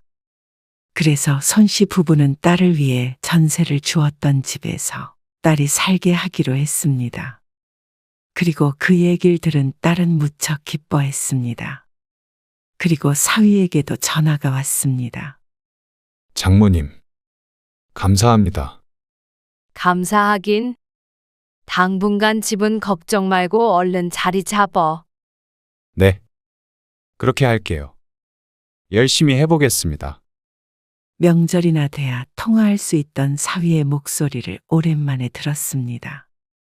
그래도 손 씨 부부가 자식의 숨통을 조금이나마 트이게 해준 것 같아서 뿌듯했습니다. 그리고 시간이 흘렀습니다. 손 씨 부부는 딸이 출산할 때 딱 한 번 올라갔습니다. 영지야. 다다음 주에 아빠랑 같이 한번 올라갈 거거든, 병원 때문에. 그때 잠깐 들를까 하는데 애기도 보고. 아, 우리 집에? 응, 왜? 시간 안 되니? 아니, 괜찮아. 그래. 지금은 뭐 해? 나 잠깐 운동하러 나왔어. 애기는 어쩌고? 집에 시어머니 와 계셔서. 봐주고 계시지. 아이고, 감사하네. 애도 봐주시고. 그렇지. 사돈은 딸이 사는 집에서 30분 정도 걸리는 곳에서 살고 있었지만 요새는 거의 딸의 집에 있는 듯 했습니다. 어린 손주를 봐주기 위함이기 때문에 손 씨는 사돈에게 고마웠습니다. 친정엄마가 멀리 있는 바람에 도움을 못 줬는데 그래도 며느리가 운동할 시간도 주는 것에 감탄했습니다. 그리고 약속한 날이 되었을 때 손 씨 부부가 딸의 집으로 갔습니다. 2년간 다른 집에 살았더니 원래 집이 더 낯선 기분이었습니다. 그런데 약속한 시간에 문 앞에 도착해서 초인종을 눌렀더니 딸이 아닌 다른 사람이 튀어나왔습니다. 어머나, 안녕하세요. 오랜만에 뵙네요. 아이고, 잘 지내셨어요? 네. 안 그래도 오늘 오신다고 해서 저는 가보려고 했는데 애가 하도 보채서요. 일단 어서 들어오세요. 아, 네. 사돈이 손 씨 부부를 집으로 들이며 말했습니다. 애 때문에 집이 좀 어수선하죠? 이해해 주세요. 하도 어질러가지고요. 아니에요. 거기 거실에 편한데 앉으셔요. 네.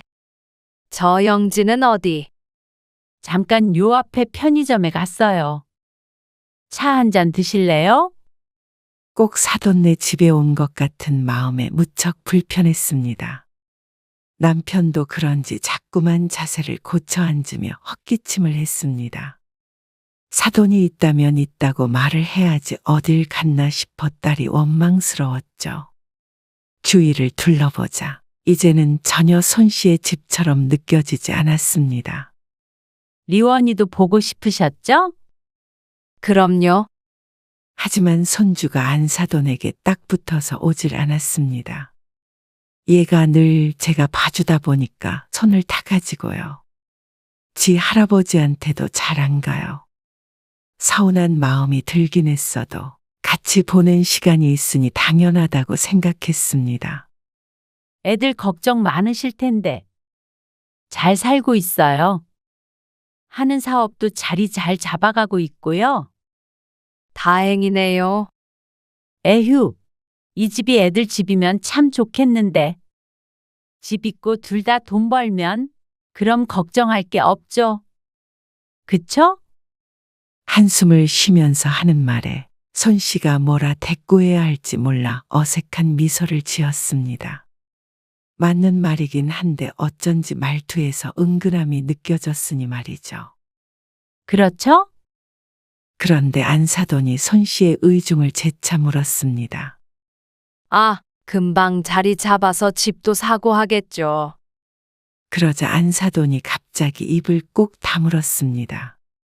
그리고 5분 정도 침묵이 흐른 상태로 있자 딸이 들어왔습니다. 급하게 뭘 사러 나갔었다며 사과했지만 손 씨는 어쩐지 더는 앉아있기가 힘들었습니다. 사돈과 함께 있으려니 눈치도 보였고 불편했습니다. 꼭 애 키우느라 정신없는 집에 눈치 없이 찾아온 손님이 된 것 같은 기분이었습니다. 그래서 손 씨 부부는 딸의 집에 도착한 지 30분도 되지 않아서 일어났습니다. 함께 밥이라도 먹고 가려고 했지만 빨리 일어나 주는 게 서로에게 좋을 것 같았죠. 어머, 벌써 가시게요? 말은 그렇게 했지만 붙잡는 신용은 하지 않았습니다.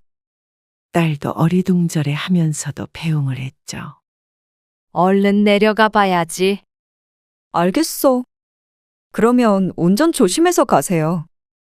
그래. 손 씨는 속으로 생각했습니다.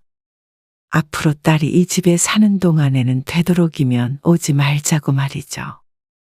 서운해서도 아니었고 그게 맞는 듯 했습니다. 은연중에 내 집이니까 라는 생각을 했었는데 딸이 살고 있으니 불편한 게 이상한 게 아니었습니다. 다음부턴 이런 일은 피하고 싶었습니다. 그래서 반년 뒤에 아들네 셋째의 돌잔치가 있을 때도 딸의 집에서 묵지 않았습니다. 너희는 나라에서 상 안 줘. 애를 셋이나 낳았으니까 애국자잖아. 안 그래도 3명 낳으면 돈 많이 줘요. 너스레를 떨며 웃는 아들을 보고 손 씨 부부도 웃었습니다. 저희 집에서 주무시고 가세요. 아이고 됐어. 애들 때문에 정신 없을 텐데 뭐. 아버지, 눈 안 좋아서 밤에 운전하시면 안 되잖아요. 그래서 너희 이모네 집 근처 호텔에서 묵기로 했어. 호텔이요?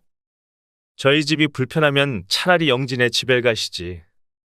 그러자 그 순간 딸과 눈이 딱 마주쳤습니다. 그런데 딸이 눈동자가 또르륵 옆으로 굴러갔습니다. 아무 말도 안 했지만 딸의 뜻을 알 수 있었습니다. 아이고 됐어. 너희 이모가 그 호텔 좋다더라. 엄마 아빠도 호텔에서 자는 게 더 좋지. 좁은데 얻어 자는 것보다. 딸은 끝까지 예의상으로라도 자신의 집으로 가잔 소리를 하지 않았습니다. 하나가 어린 손주 방이라고 치더라도 방이 하나 비는데 말이죠. 하지만 손 씨도 그 집에서 자고 싶은 마음은 없었습니다. 먼 길 와서 피곤한데 딸과 사위 눈치까지 보고 싶지 않았죠. 그런데 호텔로 출발하기 전에 딸이 사위와 하는 얘기를 의도치 않게 엿듣게 되었습니다.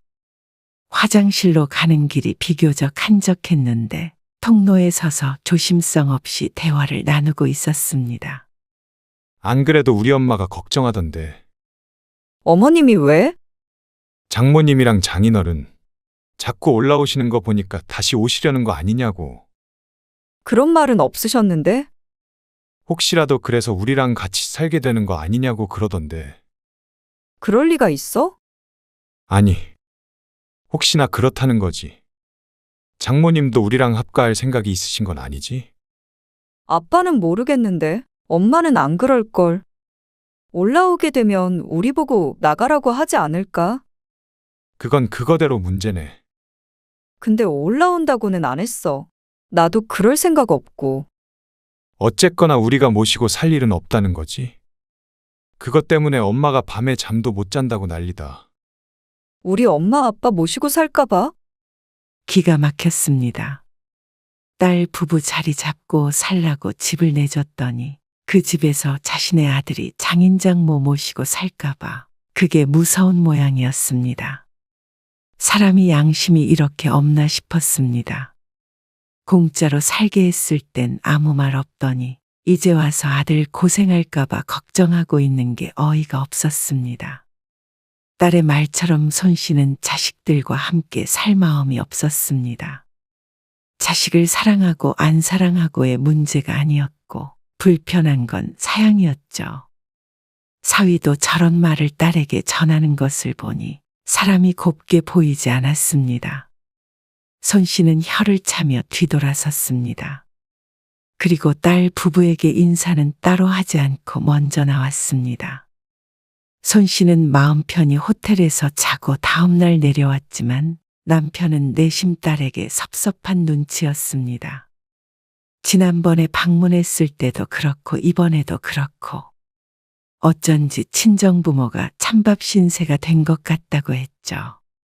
그러다가 몇 달 뒤 명절이 다가올 때였습니다. 아들이 이번 명절에는 손 씨 부부가 올라오길 바랐습니다. 그러면 두 집이 움직일 필요가 없으니 나쁘지 않은 제안이었지만 딸의 집으로 가고 싶지는 않았습니다. 제가 영지하고 상의해 볼게요. 엄마, 아빠 올라오셔서 애들이랑 동물원 같은 데도 같이 가시면 좋잖아요. 그래, 알았어. 하루는 저희 집에서 있으시고 하루는 영진의 집에서 있으시면 되죠. 아이고, 너희 힘들잖아. 하루인데 뭐가 힘들어요. 그런데 딸도 흔쾌히 알겠다고 했다는 모양이었습니다. 아무래도 자식들이 내려오게 되면 길에서 버리는 시간이 많으니 손 씨가 가는 게 좋은 것 같았죠. 그래서 손 씨 부부는 연휴 첫날에 아들네 집으로 갔다가 다음날 딸 집으로 갔습니다. 차 타고 20분 정도 거리였죠. 모처럼 딸내와 오붓하게 식사를 하는 것 같았습니다. 그런데 딸이 뜻밖의 말을 했습니다. 엄마, 이 집 말이야. 응? 엄마 올라오면 여기서 살 거지? 그렇지. 달리 집이 없으니 당연했습니다. 언제 올 생각인데? 글쎄, 아직은 모르겠네. 그러면 이 집 내 명의로 바꿔주면 안 돼? 뭐? 딸의 말에 손 씨도 남편도 깜짝 놀랐습니다. 아니, 들어봐. 그리고 엄마 아빠 올라오게 되면 언제 올지는 모르지만 그래도 거의 70대 될 거 아니야. 그러면 그때 여기서 같이 살면 되잖아. 같이 살자고. 너희 자리 잡으면 집 사서 나가야지. 그때쯤 올라올 생각이었어. 아니, 나중에 올라오면 그래도 자식이랑 같이 사는 게 좋지 않아? 불편하게 어떻게 이 식구가 다 같이 살아? 사돈은 같이 살까봐 걱정하던데 딸은 도리어 같이 살자는 말을 했습니다. 사돈과 같은 걱정을 하는 것처럼 보였던 사위도 어쩐 일인지 옆에서 고개를 끄덕이고 있었습니다. 근데 그건 그거고. 명의를 왜 바꿔야 하는데? 그래야 우리도 안정감 있게 살지. 그럼 엄마 아빠는 안정감 없이 살고 엄마 아빤 거기에도 집 한 채 있으니까. 우리 데리고 사는 대가로 집을 달라는 거지 지금? 에이, 그렇게 말하면 너무 정없이 느껴지고. 그런데 한마디 할 줄 알았던 남편이 침묵했습니다. 내심 생각도 있는 모양이었습니다. 내려가서 평화롭게 사는 건 좋지만 손주 재롱 보면서 사는 것도 좋았을 거라고 말했던 남편이었습니다. 그러니 사랑하는 딸과 손주랑 같이 사는 걸 상상하고 있는지도 몰랐습니다. 같이 살면 그게 좋아? 집에 돌아와서 남편에게 물었더니 남편은 그게 뭘 어떠냐는 듯한 반응이었습니다. 손주 재롱 보고 싶으면 그냥 근처 살면서 보면 되지. 남들은 자식들이랑 같이 살고 싶어 하던데. 당신은 왜 이렇게 차가워? 차가운 게 아니라 말년에 자식 눈치, 사위 눈치 보면서 살게 될까봐 그렇지. 우리 딸이랑만 사는 거 아니잖아. 그러자 그 말도 맞는지 남편은 아무 말 하지 않았습니다. 남편도 사위와 함께 살 수 있는 성격도 아니었습니다. 그리고 무엇보다 그 집을 딸에게 줄 이유가 없었습니다. 그동안 살게 한 것도 손 씨 부부에게는 경제적 손실이 상당했습니다. 하지만 딸이니까 도와준 것이었죠. 그런데 덜컥 아파트를 딸에게 줘버릴 수는 없었습니다.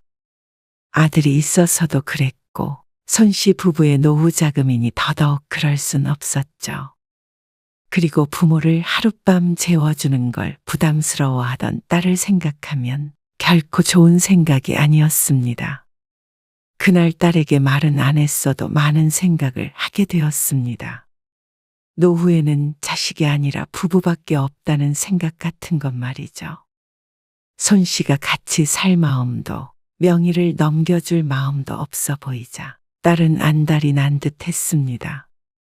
그리고 그런 딸의 반응을 보니 손 씨는 어쩐지 더 물러서게 되었습니다. 어쩌면 괜히 딸 부부를 살게 했나 싶은 마음도 있었습니다. 돈을 빌려줬으면 받는 게 더 쉬웠을 텐데 집이라는 게 돌려받기가 상대적으로 힘들었으니 말이죠. 하도 딸이 닥달하는 바람에 신경이 쓰여서 살 수가 없었습니다. 아무리 전화로 안 된다고 해도 떼를 썼습니다. 내가 내일 내려갈까? 너 일 안 하니? 아님 주말에. 결국에는 얼굴을 맞대고 얘기를 해야 끝날 모양이었습니다. 그래서 손 씨가 한숨을 쉬며 딸에게 말했습니다. 됐다, 됐어. 주말에 아빠랑 같이 올라갈게. 정말?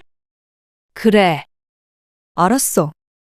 주말 윤서방이 애기 데리고 나들이 가자고 했는데 둘만 가라고 해야겠다. 손 씨는 또다시 한숨을 쉬며 전화를 끊었습니다. 골치가 아팠습니다. 제대로 거절을 하려는 것인데 딸은 신이 나서 전화를 끊었죠. 도대체가 왜 모든 부모가 자식들이랑 살면 좋다고 생각하는지 몰랐습니다. 그 자식들 또한 부모랑 살기 싫으면서 말이죠. 딸이 이렇게 조르는 이유도 손 씨 부부와 살고 싶어서가 아니라 아파트를 받기 위해서라고 생각하면 기분이 좋지도 않았습니다. 그렇게 주말에 올라갔는데 딸에게 전화하니 잠시 집을 비웠다고 했습니다. 벌써 도착했어? 11시에서 11시 반 사이에 도착한다고 했잖아. 지금 11시잖아. 난 또 11시 반에 도착할 줄 알고 마트 나왔는데. 들어가려면 20분 걸려. 20분이나? 그럼 집에 들어가 있을래? 지금 아무도 없어. 그러더니 딸이 비밀번호를 일러주었습니다. 아무도 없다기에 손 씨는 사양하지 않고 남편과 함께 집에 들어갔습니다. 딸이 곧 온다길래 식탁에 앉아서 얘기를 나누고 있었습니다. 그런데 20분 뒤에 도착한다던 딸이 10분도 안 되었는데 돌아온 것 같았습니다. 현관문에서 비밀번호를 치는 소리가 났죠.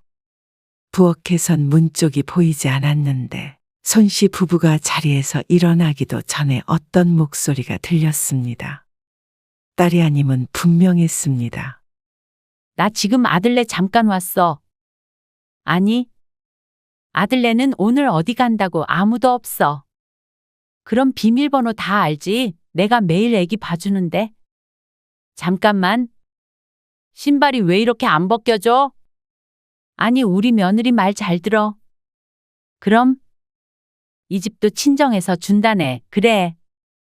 아이고, 사돈은 저기 지방에 집 있잖아. 같이 살아도 나랑 같이 살아야지. 내가 애기 봐준 게 얼만데. 그렇지?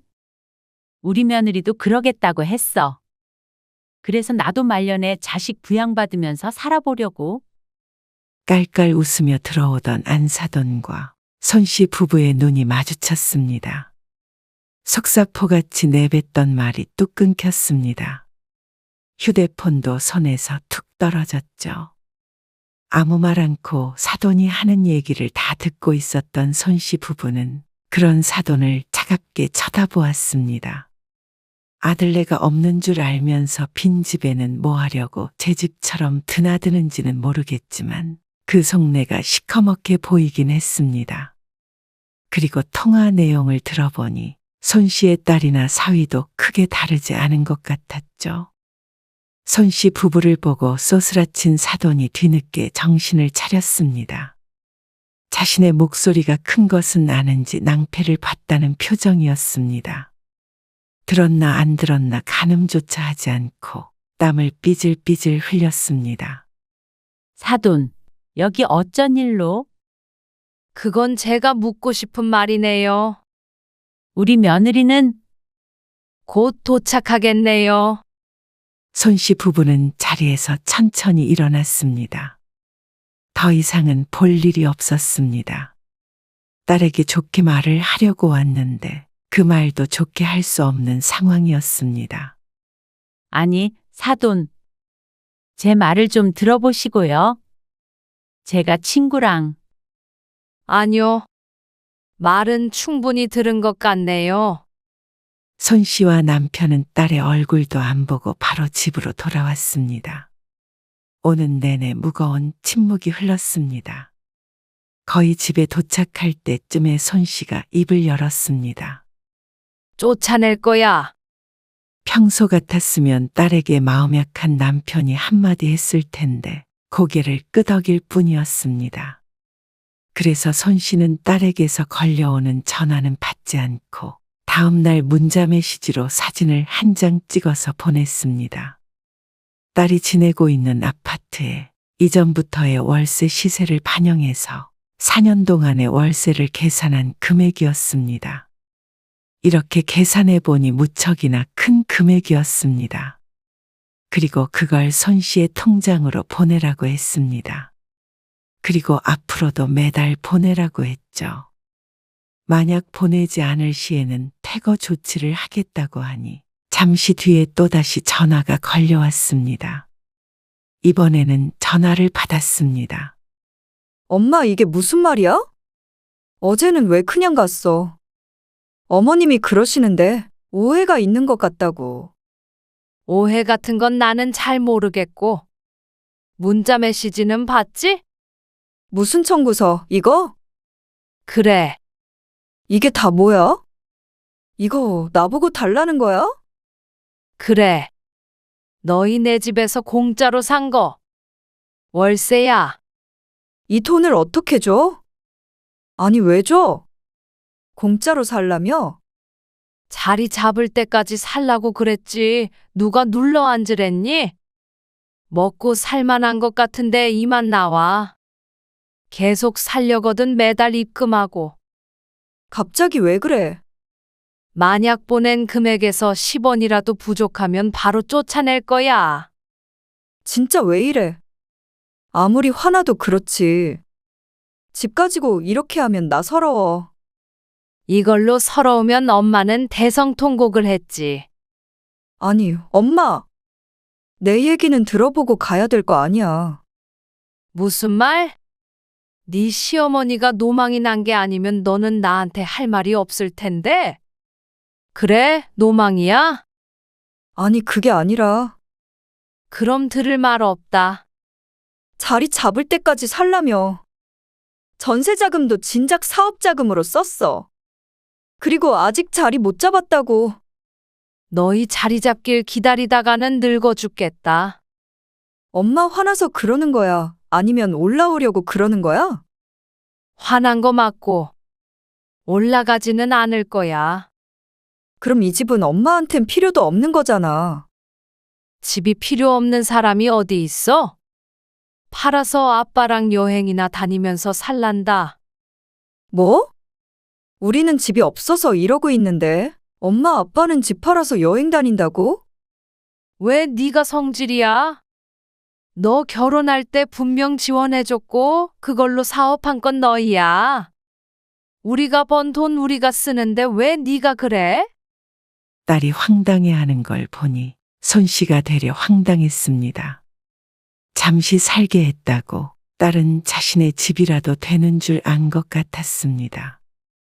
호의가 계속되면 권리인 줄 안다더니 사람의 욕심이 끝도 없었습니다. 자식 생각하는 부모 마음을 무시하고 뒤에서는 뒤통수를 쳐서 집을 가로챌 작당 모의를 하고 있었다는 사실에 배신감이 들었습니다. 이제는 딸의 얼굴도 보기 싫었습니다. 그냥 부모 덕 보고 살려는 것이 아니라 집을 빼돌려 시집 식구와 함께 살려고 했다는 것이 뒤도 안 돌아보게 만들었습니다.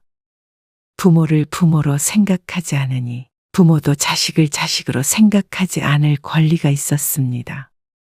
딸은 설마 진짜로 돈을 달라고 할까 싶었는지 지난 월세도 이달 월세도 내지 않았습니다. 그래서 손 씨는 이번에 내용 증명을 보냈습니다. 당장 퇴거하지 않을 시소송을 걸겠다는 내용이었습니다. 그러자 또다시 전화를 걸어서 이번에는 용서를 구했습니다. 그래도 어머님 모시고 살 생각은 없었어. 어머님만 그렇게 생각하신 거고 명의는 안 줘도 되니까 그냥 여기서 살게 해줘. 그렇게는 못하겠다. 월세를 살든 전세를 살든 이제 너희 힘으로 살아. 오해라고 했잖아. 오해도 여러 번이면 오해하게끔 한 사람이 잘못한 거 아니겠니? 그리고 꼭 그것 때문이 아니더라도 너희는 자립해서 살아야 할 필요가 있어. 부모 등골 빼먹으며 살지 말고 너희가 벌린 사업이라는 것도 너희 스스로 책임져. 엄마, 사위도 전화를 해서 비슷한 말을 했지만 손 씨는 더는 딸 부부에게 호의를 베풀 마음이 없었습니다. 그리고 사돈은 앞으로도 얼굴을 안 봤으면 했습니다. 그러려면 딸과 만나지 않아야 했죠. 딸은 그렇게 큰 돈을 낼 바에는 나가서 월세 보증금으로 쓰겠다며 이사를 나갔습니다. 그리고 빈 집은 손 씨가 부동산에 매매를 하기 위해 내놓았습니다. 딸에게 했던 말이 빈말이 아니었습니다. 자식 때문에 집을 두고 내려간 것이었지. 부부 둘만 살자면 굳이 다시 올라올 필요가 없었죠. 이 돈을 묶어놓지 말고 차라리 다른 데 투자를 하거나 둘이서 쓰면서 살자 싶었습니다. 그러면 말년이 훨씬 윤택해질 것이었죠. 손 씨 부부는 딸과는 연락하지 않았고 아들과도 다소 거리를 두며 지냈습니다. 자식은 그저 무소식이 희소식이다 생각하고 사는 게 최고인 듯 했습니다. 부부끼리 잘 사는 길을 찾아보는 게 말년의 정신 건강에도 좋을 것 같았습니다. 실제로도 그랬고 말이죠.